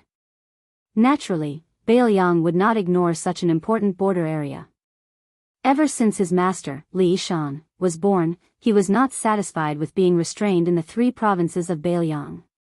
According to the plan at that time, not only the thousands of ambushing soldiers in Mount Qincheng, but also the western regions, including the refugees in Liuzhou, and even western Shu and Nanzhou, should have become the strategic depth after the smoke of war rose everywhere. In this way, the Biyao cavalry's unrivaled field battle strength could be fully displayed. Western Shu would provide the infantry, Nanzhou would provide the soldiers, and the western regions, together with the 3 provinces of Biyao, would become the strategic depth for the Su family's iron cavalry to gallop. This was the best strategic concept.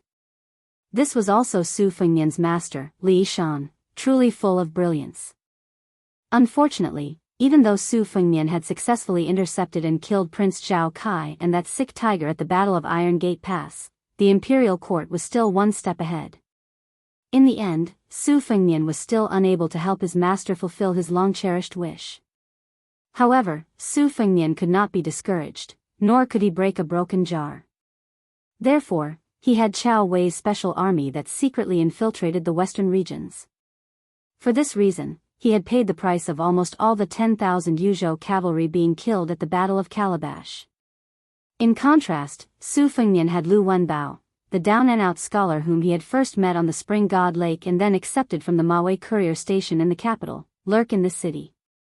He had even given him the identity of a second-class room owner in Fushui's society, who was responsible for the coordination between Bailiang and Chao Wei's cavalry. For the time being, Su Fengnian did not want to meet Lu Wenbao, who had sneaked into the inner city but had not yet gained a firm foothold. Things were different now.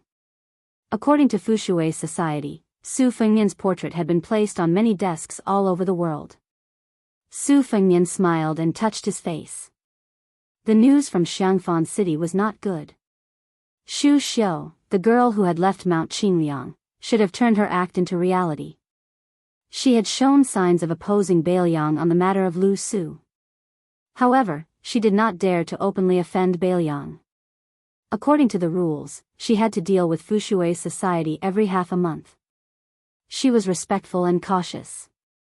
The sky was high and the emperor was far away. People's hearts were like ripples in the water. Su Fengnian was not too angry about this. He had no choice. When he was young, he always heard from his mother that the world was not peaceful. It was even more difficult for women to live in peace. Su Fengnian was too lazy to compete with a poor girl from Nanjiang.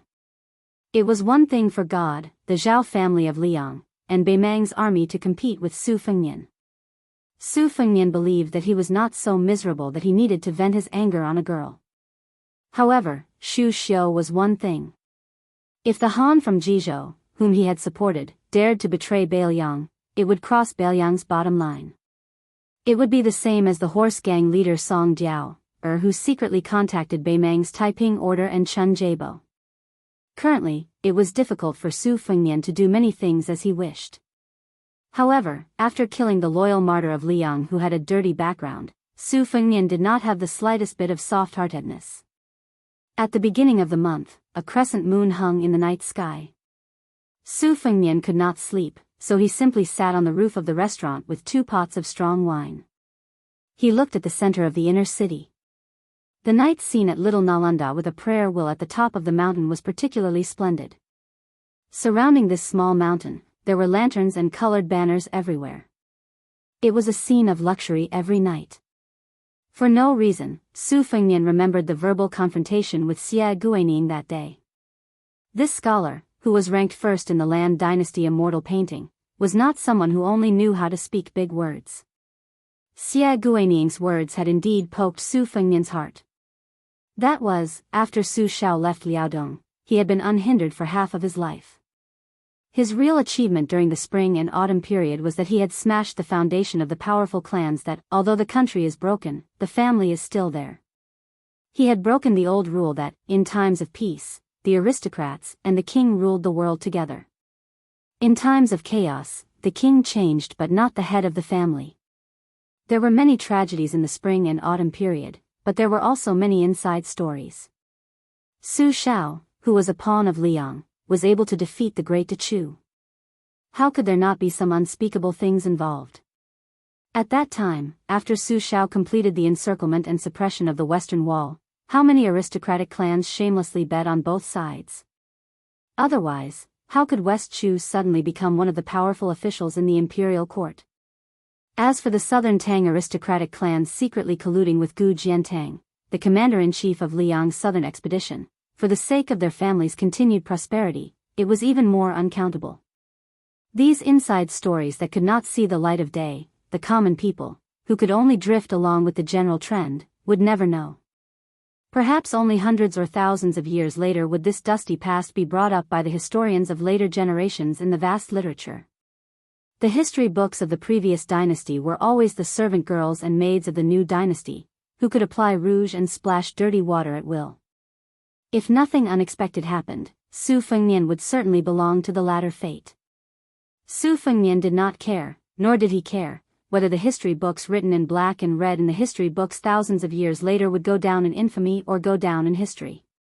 It was just like when he told the old stonecutter in the paradise of Lanyu not long ago that he would do his best.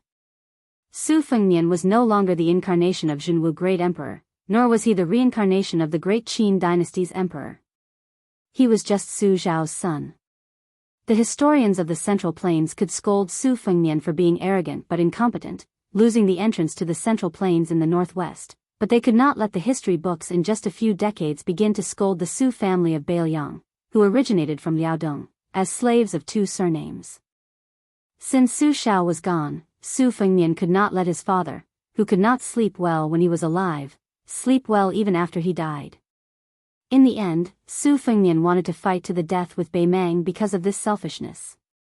He wanted to leave a good reputation for Su Shao in the history books and accumulate good karma for his parents, eldest sister, second sister, and Huang Manor.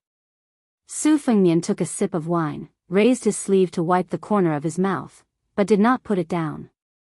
He smiled softly and said, "Su Shao, as a father, you never ask for anything from your children, nor do you think that we have to have great achievements.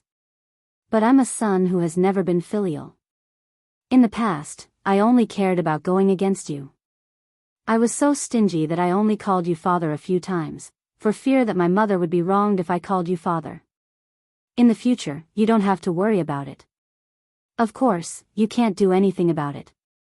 In the future, when people remember you, Su Shao, and read about our Su family, some people will not follow the trend and sincerely say that the Su family of Liaodong, like a tiger roaring for 100 years, will not fall down even in death." Chapter 1447. A pair of black-clothed masked people with vaguely visible figures were lying on the roof tiles on the other side. They poked their heads out to look at the figure and whispered. One of them took off his headscarf and reached out to fan his sweaty cheeks.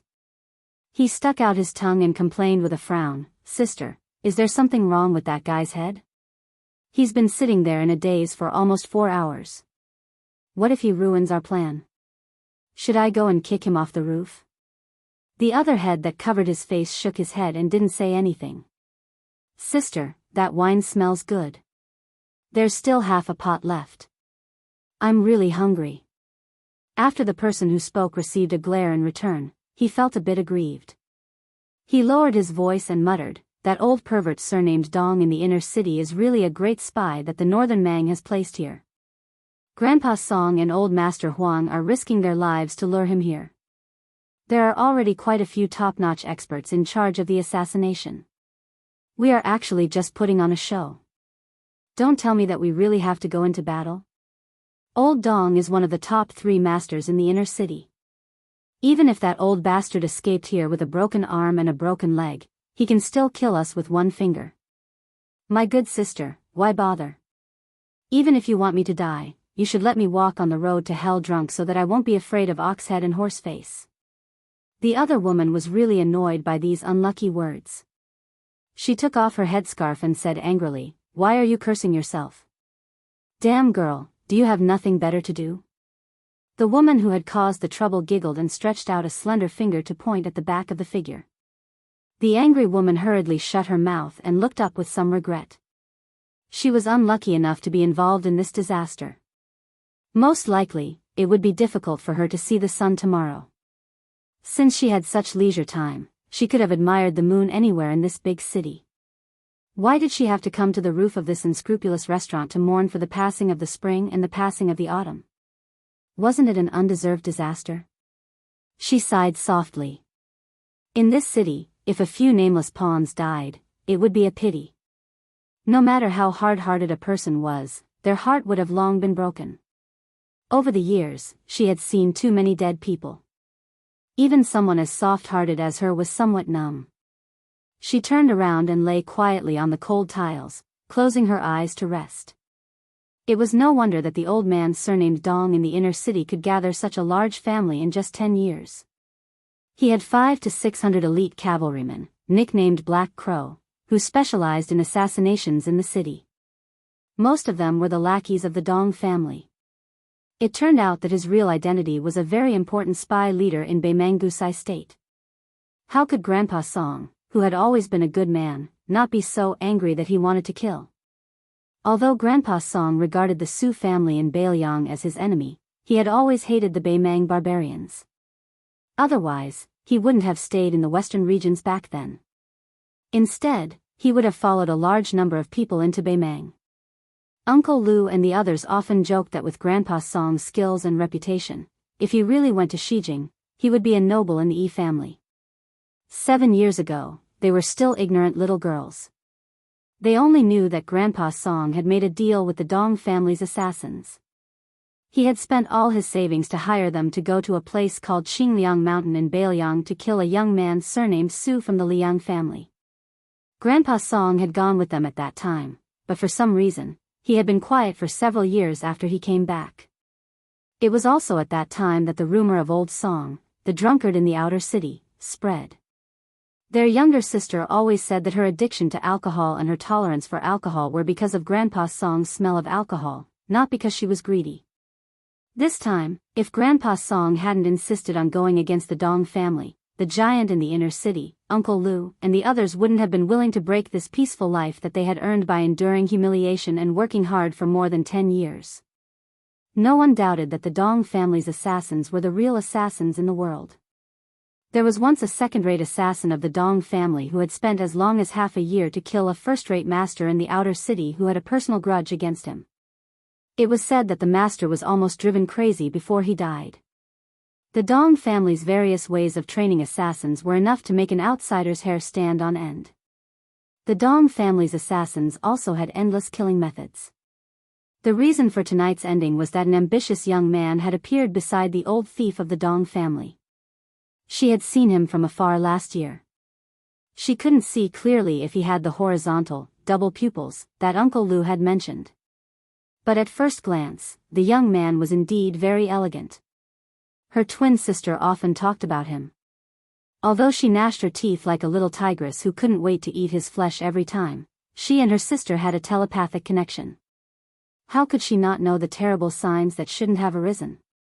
Which woman in the world would have such a special look in her eyes when a man was mentioned? She suddenly opened her eyes and grasped the long and narrow saber at her waist. She arched her back and was ready to attack.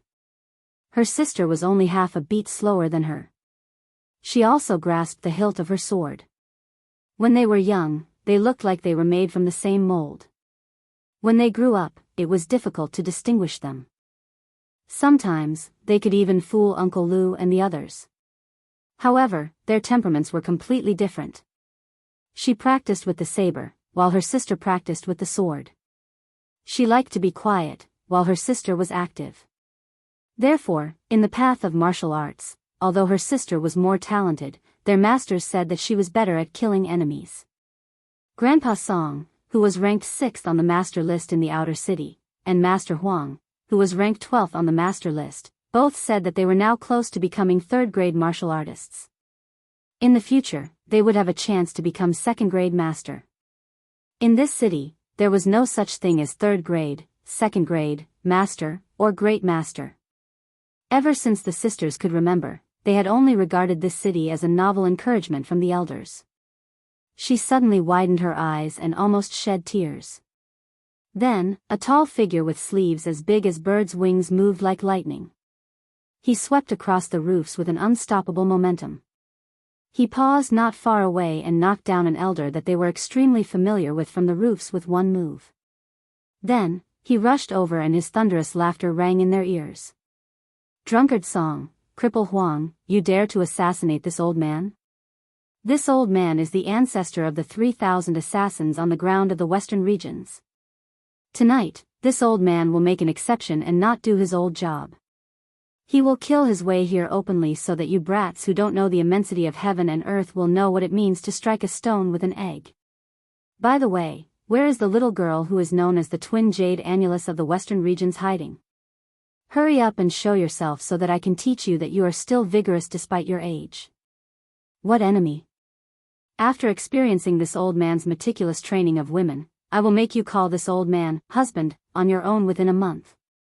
As the hoarse voice resounded through the night sky, they could clearly hear the tremors of the street caused by the hooves of the armored cavalry. In their field of vision, there were no less than 100 bat-like figures following the burly old man. She clenched the hilt of her saber, her face pale. Didn't Grandpa Song say that tonight's assassination would definitely not alarm the Dong family's assassins and cavalry? Moreover, the inner and outer cities had always minded their own business. The Dong family had clearly crossed the line and broken the rules by mobilizing all of their forces. Weren't they afraid that the intertwined forces in the inner and outer cities would unite and attack them tomorrow? The Dong family, which was a colossus in the outer city, was not even as powerful as the King of Hell Sima and the God of Fortune Li, let alone monopolizing the inner city. Even a new force that had recently risen in the inner city showed signs of replacing the Dong family, whose assassin business had been declining in recent years. The burly old man who was rushing over naturally saw an eyesore lying on the roof of the restaurant, pretending to be dead. He couldn't stop laughing. How could there be such an idiot in the world who was waiting to be killed? He didn't stop pouncing forward. He took a step forward and was about to land on the head of the guy who thought he was smart. He was sure to stomp the head into pieces. The black-clothed woman who was holding the saber knew that she couldn't escape death. She didn't know why, but at this critical moment where she couldn't even protect herself, she jumped over the roof ridge and ran along the slanted roof. Just as the old thief of the Dong family was about to step on the stranger's head, she suddenly stopped and grabbed the young drunkard's collar. She suddenly slid backward, causing the tiles on the man's back to clatter. In the night sky, the sound was particularly ear-piercing. Especially when she was exhausted and had to stop near the towering roof ridge. Out of the corner of her eye, she saw that the guy didn't forget to hold a wine pot in his hand. She couldn't wait to throw this bastard who wanted wine more than his life to that old bastard of the Dong family. Chapter 1448. The old man from the Dong family was not angry at all. If he really wanted to kill that young man, how could that little girl pull a tooth out of the tiger's mouth with her sloppy skills? The old man was in a good mood because he had finally caught the twin jade annulus of the western region. He was happy to play with them for a while longer. Just as many outsiders said, the rules of this city were very strict. Even with the support of Beimang's Shijing, he was only one of the 3 surnames in the inner city. The Sima family of West Shu and the Li family of Southern Tang had always been above his Dong family. However, after tonight, the King of Hell, Sima Zhen, had gone to see the King of Hell. Then it would no longer be a tripartite balance of power, but a confrontation between 2 powers to divide the inner and outer city. As for Drunkard Song and Cripple Huang, they were all small catalysts for this turbulence. They were nothing more than a smokescreen to deceive the Sima family. He had worked cautiously and conscientiously for more than 10 years but still failed to achieve this result. He had to admit that it was all thanks to that young man from Beimang.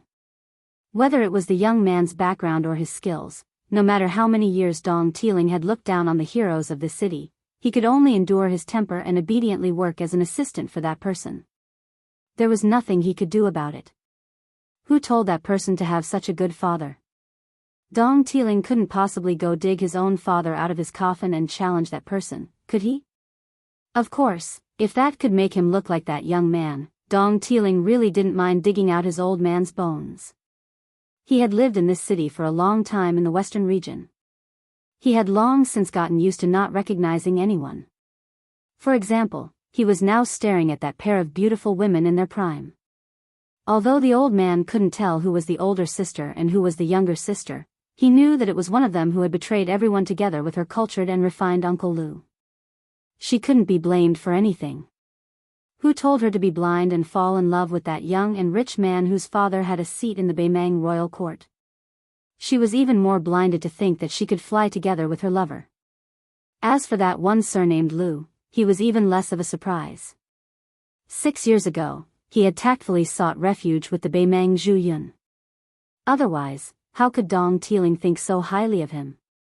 How could he have shared the bed with so many beautiful courtesans in the inner city as his brother-in-law? The old man's lustful eyes swept over them, and he said with a sinister smile, "May I ask which one of you is called Yen Yen?" "Oh, right, it's yen as in swallow, not yen as in wild goose. Your lover asked this old man to pass a message to you.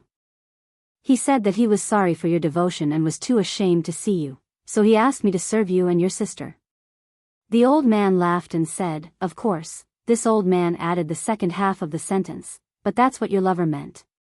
The woman who had already pulled out her long and narrow saber slowly turned her head and stared blankly at her sister who had thrown away the long sword in her hand.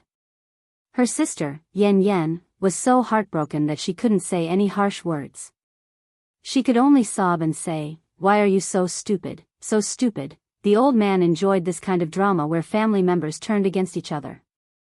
He was really satisfied from head to toe, as if he had enjoyed this pair of twin jade annulus of the West who were like a couple in a painting.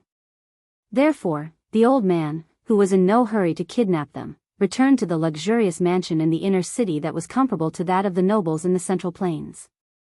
At Dong Tiling's age, his knowledge of the matters between men and women was incomparable to those rash young men. One must know that Dong Tiling claimed to be a land immortal in bed. How many chaste women initially tried to kill themselves, and then they wanted to die? In the end, they gave up all their shame and became the plaything of this old man? Yen Yen, who was in a daze, looked at her sister Yen Yen. She actually smiled and shook her head gently. "Sister, that won't happen. Wang Lang won't let me down. Wang Lang promised to marry me, and he will find the most outstanding man in the world for you to marry. He also said that he will take us away from this place where people are killed and dying every day. He will take us to see the small bridges and flowing water in Jiangnan, the moonlight in Tai and City, the sandstorm in western Beiliang region, the tide in Guangling River, the rising sun in Eastern Sea's Martial Emperor City. Sister, I will take you to see him now, okay?" He will definitely nod his head. Yen Yen smiled miserably and said with an ice-cold tone, "Yen Yen, you are really crazy. You have been crazy ever since you saw that person." Yen Yan's expression was malevolent as she shouted, "I didn't." Dong Tiling looked at this scene and was really pleasing to the eyes. He extended his thumb and wiped the corner of his mouth. He squinted his eyes and smiled. "Yen Yen or Yen Yen, don't be anxious. I, Dong Tiling, have plenty of ways to make you happy. The two of you don't have to seek death like this. When the time comes, you will know that there is such a beautiful thing in the world that even the immortals in the heavens would be envious of. You are not even 20 years old yet. This old man likes the new, but he doesn't dislike the old. Ordinary men don't know the taste of a 40-year-old woman, but this old man is willing to endure it. At the very least, you will have more than 20 years of good fortune." At this moment when one side was extremely happy and the other side was extremely miserable, an extremely untimely and pleasant voice sounded. "You are Dong Tiling? Then do you know that there is a woman called Xianyuan Qingfeng in the Central Plains who will come to the western regions to torture and kill you one day?" Dong Tiling was stunned for a moment. Although the old man who was an ancestor of killers in the western regions had been secretly paying attention to this young drunkard, after carefully sizing him up and probing his qi, he concluded that this person was just a nobody without the strength to truss a chicken. Otherwise, how could this person be a level 1 expert at such a young age? The majestic city of the western regions under his feet had a long history of more than 200 years after losing the name of the protectorate of the western regions. Not to mention the people who passed by and the monks of Mount Lantua, the number of martial arts great masters who lived here all year round could be counted with 2 hands. Now, they were even rarer. Only Li Kaishan, who was extremely rich in the inner city, was secretly hiding one.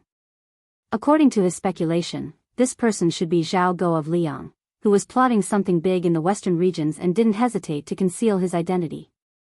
If it weren't for this person adding fuel to the fire, the Li family wouldn't have violated the rules and chosen to stand by and watch, allowing the young man from Beimang to help the Dong family deal with the Sima family. Dong Tiling was not a remnant of the Central Plains who closed their doors and pretended to be deaf and mute because of their own reasons, nor was he an ignorant person who had never left the western regions in his life. Dong Tiling had naturally heard of the woman in purple who was in the limelight on Lake Liang. As for why the young man in front of him brought up the real expert, Dong Tiling took it as a childish trick to use the tiger's skin as a banner to scare him, the devil of the western regions who killed people like scything flax. The old man was very patient with the twin jade annulus of the western regions, but the old man who wasn't interested in men had no patience with the handsome drunkard who was about to die. With a strong killing intent, he sneered and said, "What? Are you familiar with the chief of the Wuling Alliance of the Central Plains? Brat, this old man will say it right here. If you are Xianyuan Qingfeng's lover, this old man will make you the most honored guest of the Dong family in the inner city." At this point, the old man's smile didn't fade. Suddenly, he roared, "Unfortunately, you're not." Dong Tiling was the third strongest expert in the inner city and was an invincible existence in the eyes of the people of the western regions. Under his angry roar, the old man's sleeves fluttered, and his chi leaked out madly. It wouldn't be an exaggeration to say that ordinary people would be torn apart on the spot under his roar. For example, the sisters Yan Yan and Yan Yan were so intimidated that they staggered and their chi and blood surged. The younger sister, who had already lost her soul, was bleeding from her 7 orifices and looked extremely dismal. Yan Yan was slightly better. As if she was facing a great enemy, she had already guarded her mind and was still determined to fight to the death. However, she wasn't having a good time either. She almost couldn't hold the hilt of her sword. Only that young man who popped out of nowhere was still sitting in the seat that Yan Yan had pulled over, as if nothing had happened.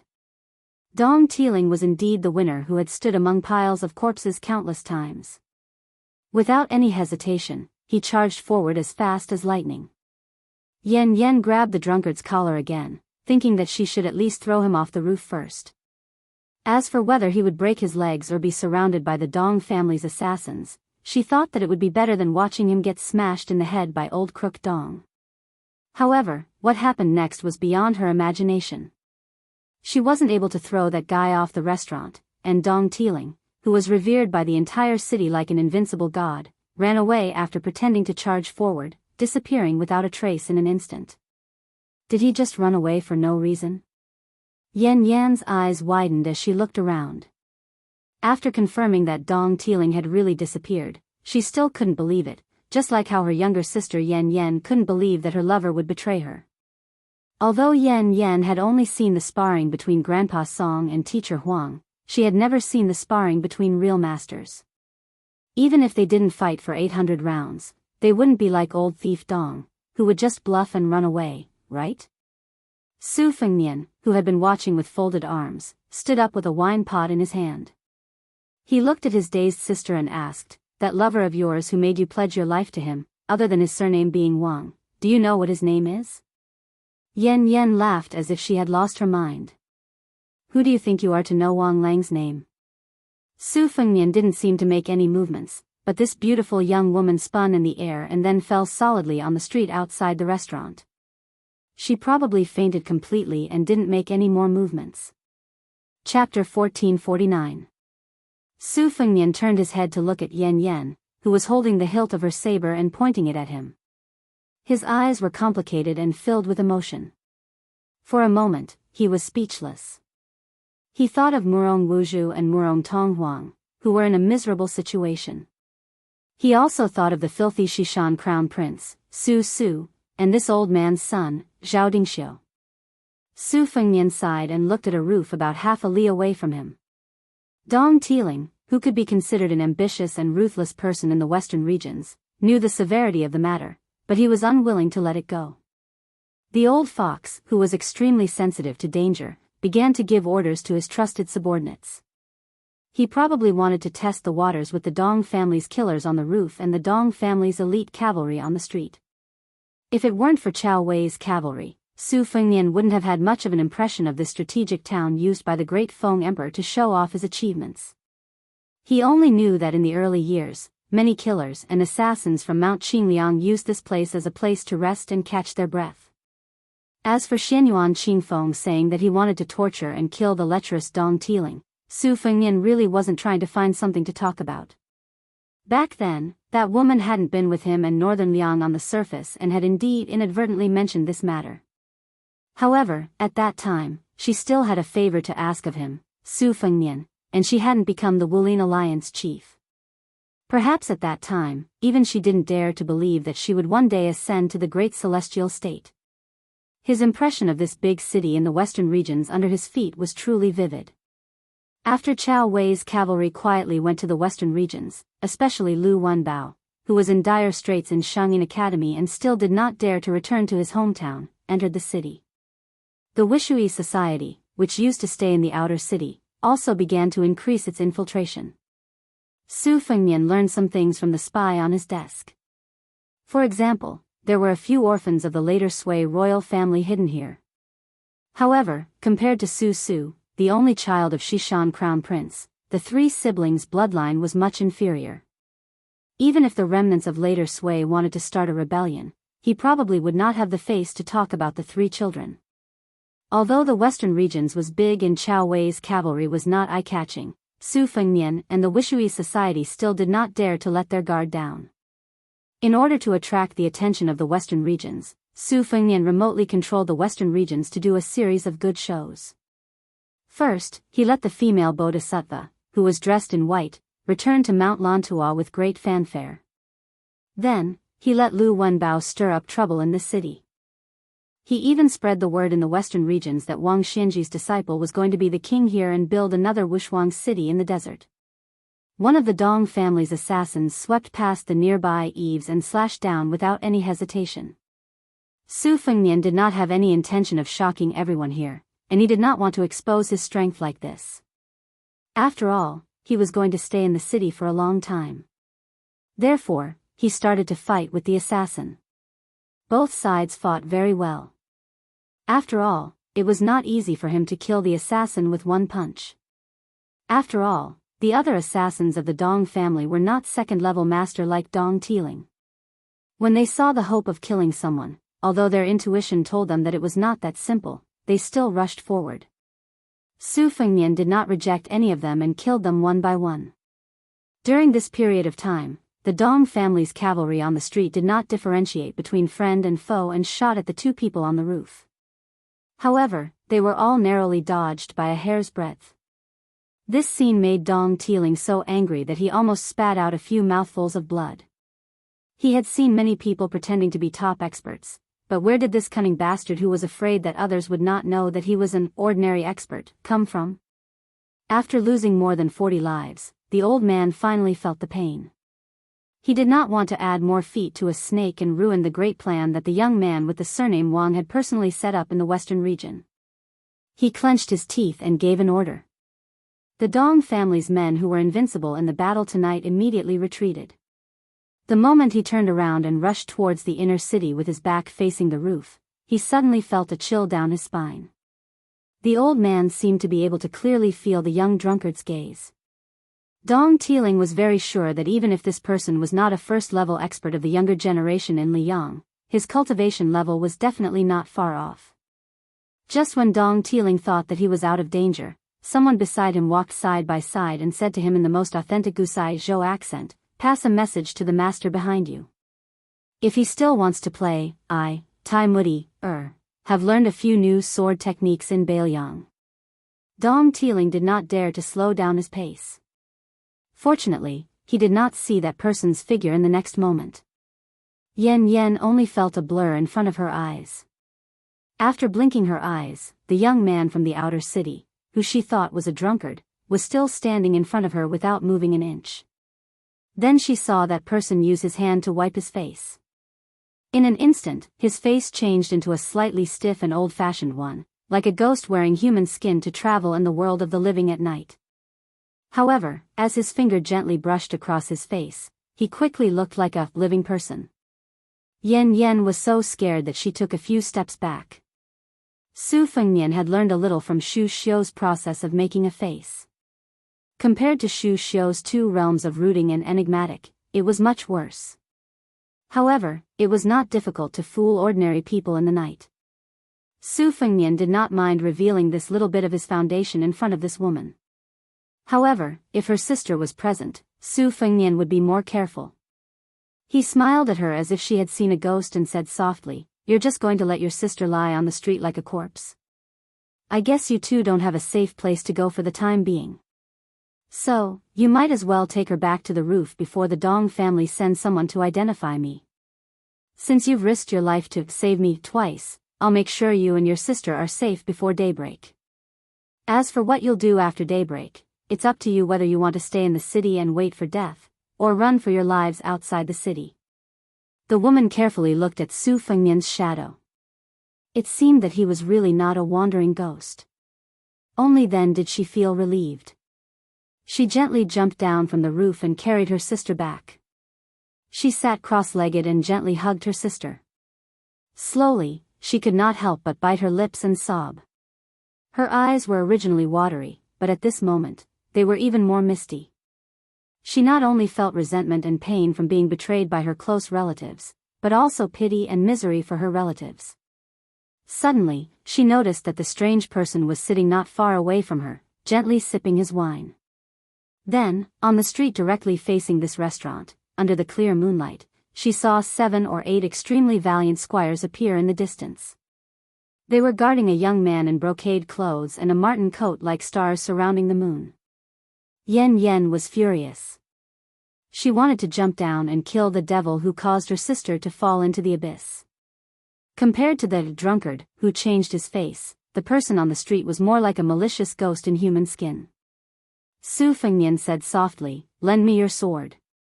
Without waiting for Yan Yan to answer, her sister's sword flew out of its sheath and into the man's hand. He placed the sword across his knees. The man on the street stopped his horse 200 steps away. He raised his head and asked loudly, "Tai Mu Dui, may I ask what happened to that Mr. LeFou?" Su Fengnian did not say anything. He gently grasped the sword hilt. The wind blew across the border town, and the whimpering of the horns sounded. The man snorted coldly, turned his horse around, and left. Su Fengnian looked at the gradually disappearing figures. He was somewhat surprised. He did not expect to meet an acquaintance here. This was precisely the extravagant youth from northern Mang who casually gave away a 6-snake wall wandering jade pendant, the young talent of the Go Sword School, Wang Weishue. However, his other identity was even more worth pondering. He was the only son of northern Mang's Aquarius Province's magistrate Wang Yong. This guy actually came to the western regions to stir up trouble? Su Fengnian's face darkened. If it was said that Wang Weishue was worried about the safety of the seniors from the chess, sword and music school, or that he wanted to obtain some unorthodox achievements in the Battle of Liangmang, that was why he stirred up trouble in this city, Su Fengnian wasn't worried about anything. However, if it was said that northern Mang's spies had inadvertently discovered traces of Chao Wei's cavalry, then Su Fengnian could only go against his agreement with Tantai Pingjing. Su Fengnian stretched out his finger and touched the sword. The sword flew back to the sheath beside Yan Yan. He asked softly, "He is the person your sister likes? When did he come to the city?" Yan Yan steadied her mind and tried to make her tone as calm as possible. "The first time I saw him was last spring. As for when he entered the city, I don't know." Su Fengnian breathed a sigh of relief. Things had not reached the worst point. At that time, Chao Wei's cavalry had yet to set out for the western regions. As for whether Wang Weishue, the second generation of the northern Mang with an extremely thick thigh, had sensed the cavalry's movements, he should have also come for the western region's monk soldiers. Su Fengnian was no stranger to Mount Lantua. It was normal for mountains to stand in great numbers there. However, among those withered old monks who had spoken in front of him at that time, there were a few who did not seem to have a Buddhist aura. Instead, they were rather angry. Su Fengnian could personally go to the mountain to draw a big pie for the western regions. Naturally, Beimang could foresee this and secretly undermine him. They could even draw an even bigger pie for Mount Lantua. Who didn't know how to raise the price? As long as he could make Beiliang suffer, Beimang would probably be happy to let Mount Lantua wait for the best price. At worst, he could just let this matter drag on. For Beimang, there would be no loss. Otherwise, he could kill Wang Weishue while he was at it and use the excuse of borrowing troops from Mount Lantua to uproot the Dong family. At worst, he could just follow Tuoba Bodhisattva, who had smelled the fishy smell, and have a 1,000-mile battle in the western regions. Su Fengnian closed his eyes and weighed the pros and cons. Yan Yan was silent for a long time. Finally, she asked, "Young master, are you from the Central Plains?" Su Fengnian smiled and said, "My ancestral home is Jinzhou, Liaodong. I am not from the Central Plains." Chapter 1450. Yan Yan was not the kind of woman who was smooth and slick when it came to socializing with people. For a moment, she did not know how to continue the conversation. However, when she thought of the bleak future that would await her and her younger sister after daybreak, she found it difficult to breathe. She only wanted to distract herself and casually talk to the person who had mysteriously appeared here and acted unpredictably. Only by doing so could she not collapse. Su Fengnian looked into the distance and sighed with emotion. He said softly with a bit of self-mockery, "I used to know a woman who left home to wander the Jianghu. Just like you, she also had a chivalrous heart. I once went with her to Beimang and watched her suffer a lot. I even told her some boring truths about fortune and misfortune. She was also stubborn. In the end, I helped her a little, but now I can't be sure if it was a good thing or a bad thing for her." Su Fengnian turned his head and smiled. "Don't worry, I've changed my mind. As long as I'm in the city, you'll be safe. As for the reason, there really is one, and that is this Jianghu. Without true heroines like you, even if there are as many experts as the clouds, how boring would it be?" Then Su Fengnian said bitterly, "There aren't many old people in this Jianghu anymore." Yan Yan stared at him with clear eyes. Su Fengnian suddenly laughed and asked, "What, do you think I'm the same kind of trash as that old pervert Dong? That I'm actually drooling over you sister's beauty? The only difference is that old man likes to use force, while I like to play tricks. Fine, I admit that you've seen through me. You've just escaped from the wolf pack and entered the tiger's den. Why are you crying?" Yan Yan smiled sweetly like a pear blossom in the rain. She shook her head and said, "I know that you're not that kind of person." Su Fengnian leaned back and lay down. "Let's talk about the city. You can choose the interesting things to talk about, such as that little rotten Tua mountain." Her voice became lighter, and the sorrow on her face faded a little. It was not the kind of joy that came from seeing the light at the end of the tunnel, but the kind of complete acceptance of fate. She knew that the person beside her, whose surname she did not even know, did not have any dirty thoughts. However, she also knew that he was just a passerby in this city, or rather, the place where they grew up. However, she still went along with his words. "Young master, you may have heard that there is a prayer wheel on the mountain that no one has ever been able to turn, but you may not know that there is actually an old monk at the foot of the mountain who is nicknamed Zen Master Chicken Soup. He is very interesting. He is not from the western regions, but a foreign monk who recites the Zen Dharma of the Central Plains. If someone goes to the cottage to ask about Zen, the old monk will definitely invite them to eat a pot of fragrant chicken soup. He will not drink it himself, but watch others drink it." Su Fengnian said softly, "In the Central Plains, there is a branch of Zen Buddhism that indeed has this practice of begging the world with alms bowls.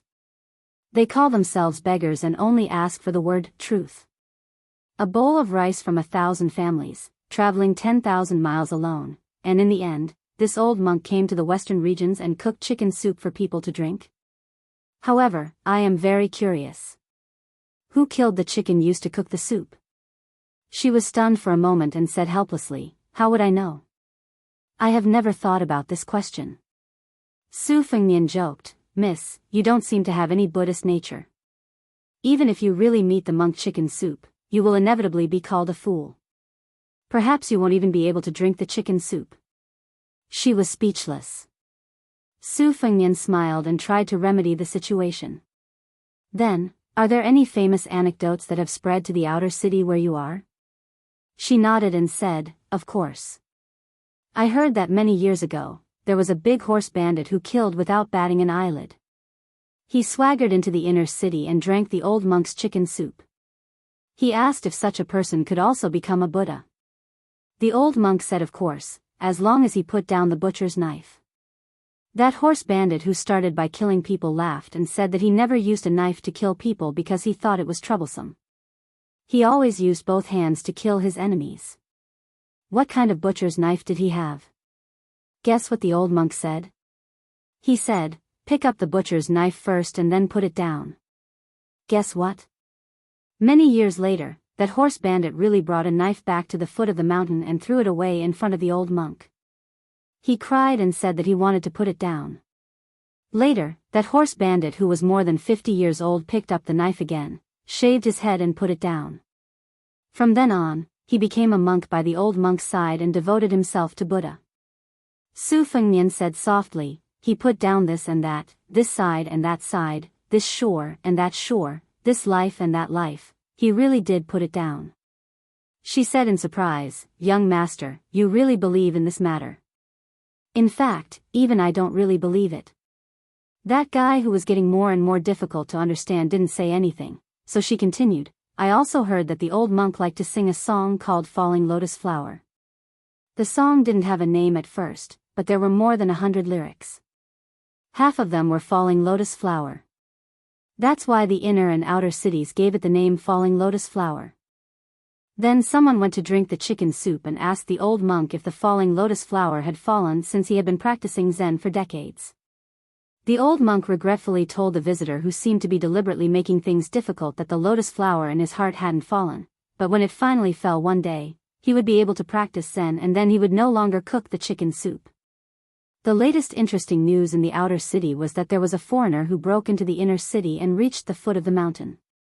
He didn't drink the chicken soup and only asked the old monk if he was the same as his master, a celestial being in the world. It was very strange. She talked to herself and didn't notice that the young master's face became gloomy and uncertain after hearing the last part. She also didn't notice that there was an empty-handed man on the roof. Su Fengnian sat up and didn't look at the person who abandoned his sword and carried the corpse to a mountain in the western region. That person sneered and said, now I know that you are really smart. My master defeated him, and you defeated my master.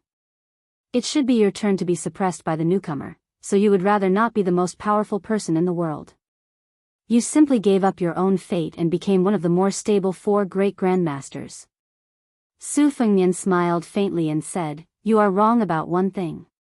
Back then, your master didn't defeat him, and I also didn't defeat your master. The two of them just didn't care about the Jianghu they were in, or the Jianghu in the eyes of outsiders. The truth is just as you think. Not to mention the level of cultivation, just based on the strength of combat power, your master could even fight ancestor Lu 800 years ago. Even if the 9 people of Wu Ping joined forces to fight, your master could still kill whoever he wanted. This is the true ultimate of martial arts. As for what your master was thinking at that time, you can think about it yourself. When you understand it one day, you can take back the Bodhisattva barbarian's sword and take revenge on me. One of Wang Xianji's disciples, the dull man, martial emperor Lu Huang, said in a deep voice, I want to take away the child called Yudilong. Su Fengnian shook his head and said, even if I am willing, he won't go with you. Moreover, instead of relying on others, it's better to rely on yourself. Lu Huang was silent for a moment and said calmly, I can't defeat you. Chapter 1451. Su Fengnian laughed, then you can only wait for me to die. As for whether you stay in the western regions or go to Beiliang, it's up to you. As long as you don't rely on Beimang, I don't care. Lu Huang, who was originally staying in this city, disappeared in a flash. Su Fengnian was silent. In the 100 years of Jianghu, there were only 2 people in the same era who reached the peak one after the other. They could be considered to be on top of a mountain with no one around them. Li Chungang felt that he had lost, Wang Xianji felt that she had won. Therefore, Li Chungang went down the mountain freely, Wang Xianji went up to the sky proudly. They were both great romances that would not appear in Jianghu for the next 100 years or even 1,000 years. However, great romances in Jianghu could be encountered but not sought. People in Jianghu could not be without chivalry. It was like this 1,000 years ago and 1,000 years later. At this moment, Yan Yan, who still did not know and would not know in the future that she was a noble but could only wander around the city, subconsciously stroked her sister's hair and asked curiously, Gongzi, are you also here to seek revenge? Su Fengnian glanced at her, shook his head and laughed, my enemy is not here, but there are indeed many people here who see me as an enemy. Maybe one of your elders is like this. Yan Yan did not take it seriously, only said miserably, Grandpa Song and the others who should have enjoyed their old age are all dead. The elder who should have died the most will have a good life in the future. Su Fengnian laughed, this is like some people who are clearly awake but are actually sleeping like a dead person. Yan Yan did not lower her head and did not look at her sister who was awake but pretending to be asleep. Her clothes were soaked by Yan Yan's tears. Su Fengnian didn't look at the infatuated girl who had been slapped down the building by him. Yan Yan, take her and leave this place. Go out and take a look. Go around the chaos of Biyao and go to Shishu to see the Sea of Bamboos. Then, go along the Guangling River to Jiangnan of the Central Plains. Then, go north to Nanjiang. Finally, when the world is no longer at war, you can go to the biggest city in the world. When someone feels that he has really let down those old people, you can come back here and kowtow to their graves.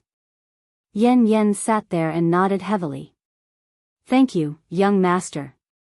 It's a pity that I can't repay you. Su Fengnian looked at her and said with a gentle smile, you can repay me. In the future, if you accidentally become a heroine or fairy that countless Jianghu heroes admire, you can mention that it was a Biyao barbarian with the surname Su who persuaded you to enter Jianghu. If you can say one more thing, that guy is much more handsome than all of you, then it will be perfect. Yan Yan was suddenly speechless and her face turned slightly red. She was pregnant with her sister who had caused a great disaster. She looked coldly at this strange man whose words were sometimes solemn and sometimes frivolous. To her, all men in the world were heartless and could be killed. But when she saw Su Fengnian raise his hand, she immediately shrank her head and hid in her sister's arms. A lover's heartache was heartache. And this bastard's slap was heartache. Both were very painful. Su Fengnian sneered. I knew it would be impossible to reason with a woman like you. You only remember to hit but not to remember. But there are also benefits to having no conscience. In the future, when you go to Liang Lake, help your sister be more careful. When you're inexperienced, thinking the worst of people isn't a good thing, but it's not a bad thing in the end. The two sisters didn't know what this Biyao man with the surname Su did. That unsmiling but dignified middle-aged man came back. Lu Huang frowned. Su Fengnian wasn't polite to him. You, Grumyu, Linya and the others are actually the same as them. When you go out of the city, you can be considered to have truly entered Jianghu. If you stay in that city of Donghai for the rest of your life, it will be difficult for you to have great achievements. If it was any other Jianghu person who said this, Lu Huang who had already entered the great master realm would snort disdainfully. Even the other martial arts experts were no exception. But when it came from the mouth of this young man in front of him, even if he was extremely unwilling, Lu Huang had to think deeply. Lu Huang didn't shake his head and nodded. He looked at those pitiful people and took the lead to lightly jump down from the roof, landing on the street without any movement. Yan Yan let go of her sister and deeply bowed to the mysterious young master she met by chance. Her eyes were red and she bit her lips, unable to speak. Yan Yan looked at her sister with a complicated expression and then glanced at the drunkard whose back she only saw last night. She jumped down before her sister and walked to Lu Huang's side and stopped. Unknowingly, the sky was about to brighten. When Yan Yan finally couldn't say anything to say goodbye, she could only turn her head and look at the slender figure who was still standing on the roof. Yan Yan angrily whispered, he looks so mediocre, what's there to look at? Yan Yan didn't pay attention to her sister. After turning her head, she let out a long breath. She didn't know why, but she felt that from today onwards, no matter how far she walked, she wouldn't be able to walk out of that roof. She couldn't help but turn her head again and see that seemingly lonely figure waving at the three of them. Lu Huang slowly walked forward with a straight face. In his mind, a prophecy that the old monk at the foot of the mountain accidentally said appeared. The fierce tiger of Liaodong roared and killed the central plains. The northwest sky wolf lay alone on the big hill. But at that time, the old monk looked at the cold chicken soup in front of Lu Huang and said with a smile that wasn't a smile, sad and happy, it's cold. Lu Huang was really annoyed with the old monk's sticky words and couldn't help but ask, pretending to be mysterious. If it's cold, then it's cold. Don't you know how to heat it up? The old monk slapped his thigh and laughed, time and place are not as good as people and, that's right. After Lu Huang left the city, He looked back at the city wall almost at the same time as Yen Yen and Yen Yen. The three of them didn't know that in the city, there was an old monk running around with an alms bowl full of fragrance. He went straight to the restaurant, jumped up and rushed to Su Fengnian. He laughed loudly and asked, "Chao Chongqing is not willing to pick it up. Su Fengnian, are you willing to pick it up?" For the first time, Su Fengnian was a little uneasy. He smiled and asked, "Can you pick it up?" This chicken soup monk who traveled thousands of miles with alms bowls smiled like a senior monk. Instead, he looked a little shifty. "Take it first and then we'll talk." But when Su Fengnian solemnly took the Buddha alms bowl, the old monk suddenly sat down cross-legged, facing the east and back to the west. The old monk put his palms together, as if he was free, as if he was seeing Buddha. He lowered his head and said softly, "Junior brother Dragon Tree, the law does not depend on external objects. The law does not depend on words. My lotus flower has fallen."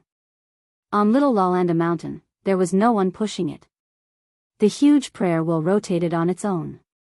The goddess on the wall of the wheel swayed and the six-syllable mantra was transmitted over and over again. It resounded throughout the western region and Biyao. The Buddha said that if the prayer wheel was rotated on the top of the mountain, the surrounding area would be auspicious and perfect. If the monarch rotated the prayer wheel, the people would be able to eliminate karma and get rid of obstacles. The old monk closed his eyes and passed away peacefully. His last words were, "Good." In an instant, the scattered fate between heaven and earth gathered together like rainbows and lotuses blooming in the sky. They all poured into the alms bowl at the same time. Chapter 1452.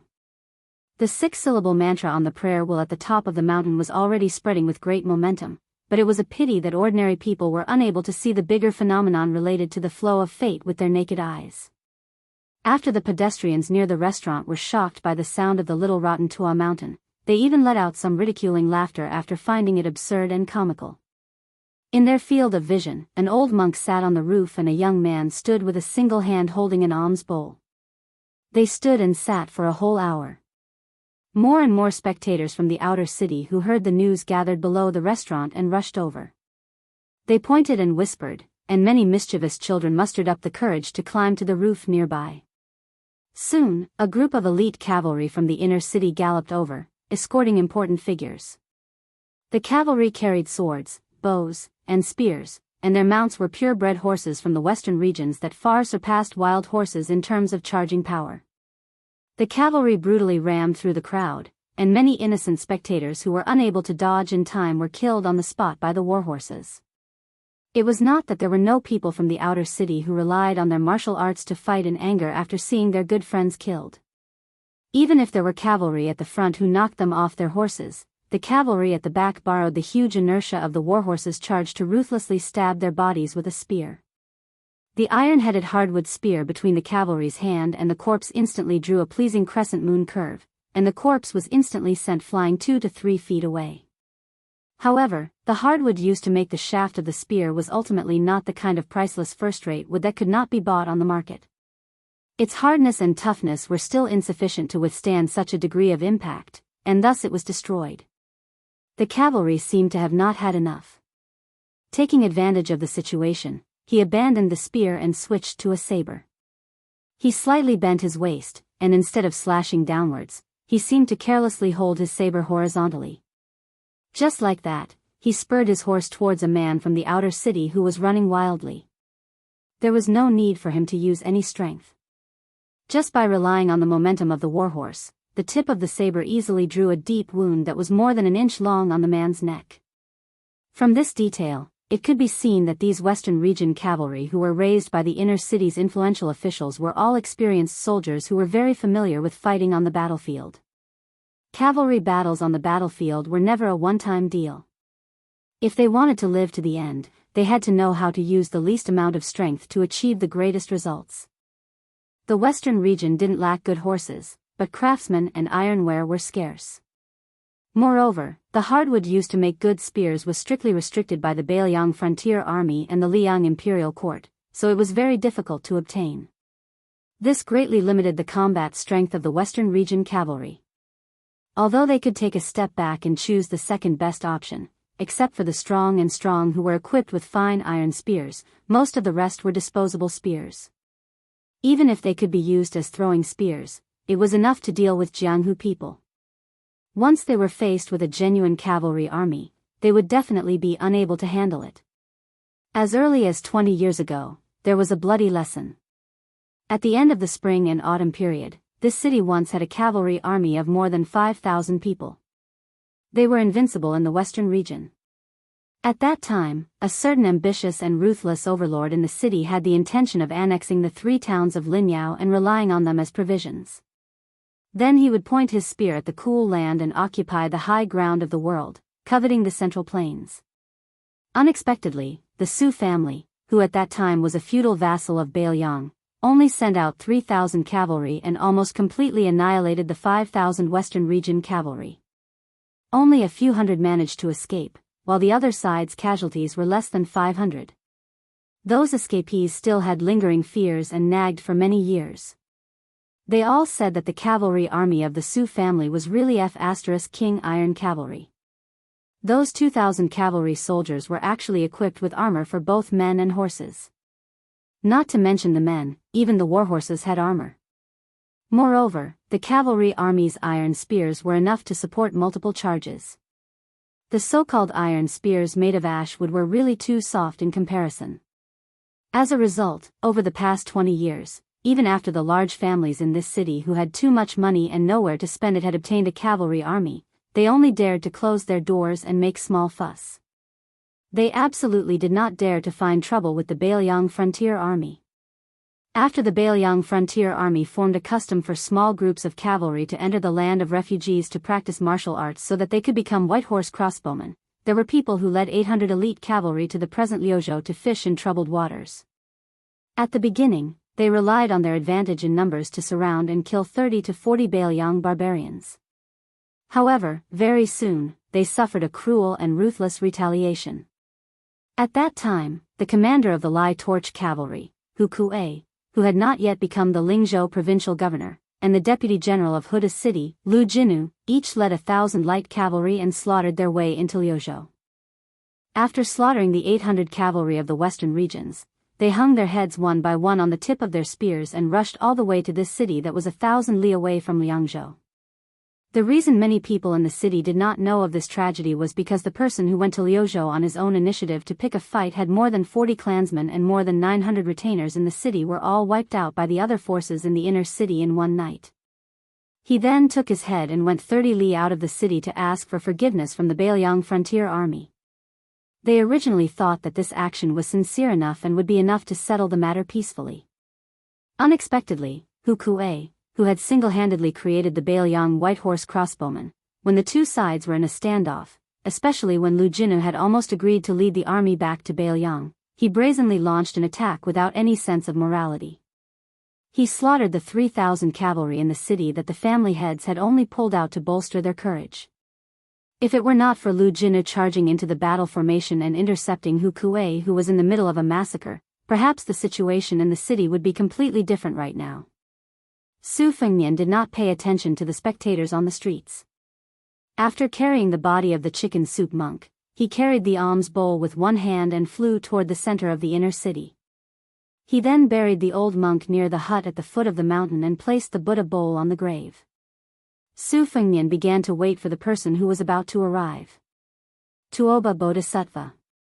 In the second year of Jianghu, at the end of spring when the sun was gradually warming up and causing people to sleep and have heavy thoughts, the capital suddenly held 2 ceremonies that did not conform to the rules of etiquette. This caused the Ministry of Rites, the Directorate of Rites, the Prefect, the Minister of Rites, and the Divine Palace Supervisor who was in charge of the affairs of the Imperial Ancestral Temple to be in a panic. Everyone was extremely tired. Those who paid attention noticed that other than the heavy-faced head of the Secretariat Qi Yanglong, there was also an unfamiliar youth wearing the clothing of the imperial astronomer. His expression was even more gloomy. After the 2 heavy ceremonies, it was close to dusk. The emperor still did not let go of the group of exhausted central officials. He moved the small court meeting to the military council hall of the Ministry of War of the 6 ministries.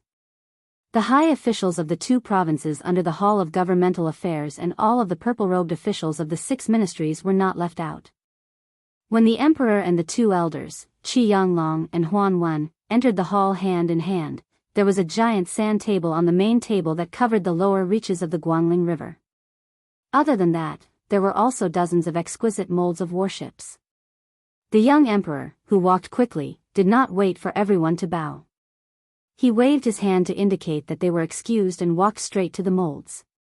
The Minister of War, Liu Baijie, gave a look to Gao Tingshu, the manager of the Wushuan Department for Purging Officials. This second-ranked official, who had become famous after the Ministry of War's observation of politics, quickly moistened his throat. He took 2 steps forward and introduced the comparison of the strength of the 2 Guangling navy to the emperor. Reporting to your majesty, at this time the Prince of Guangling's navy has 80,000 people.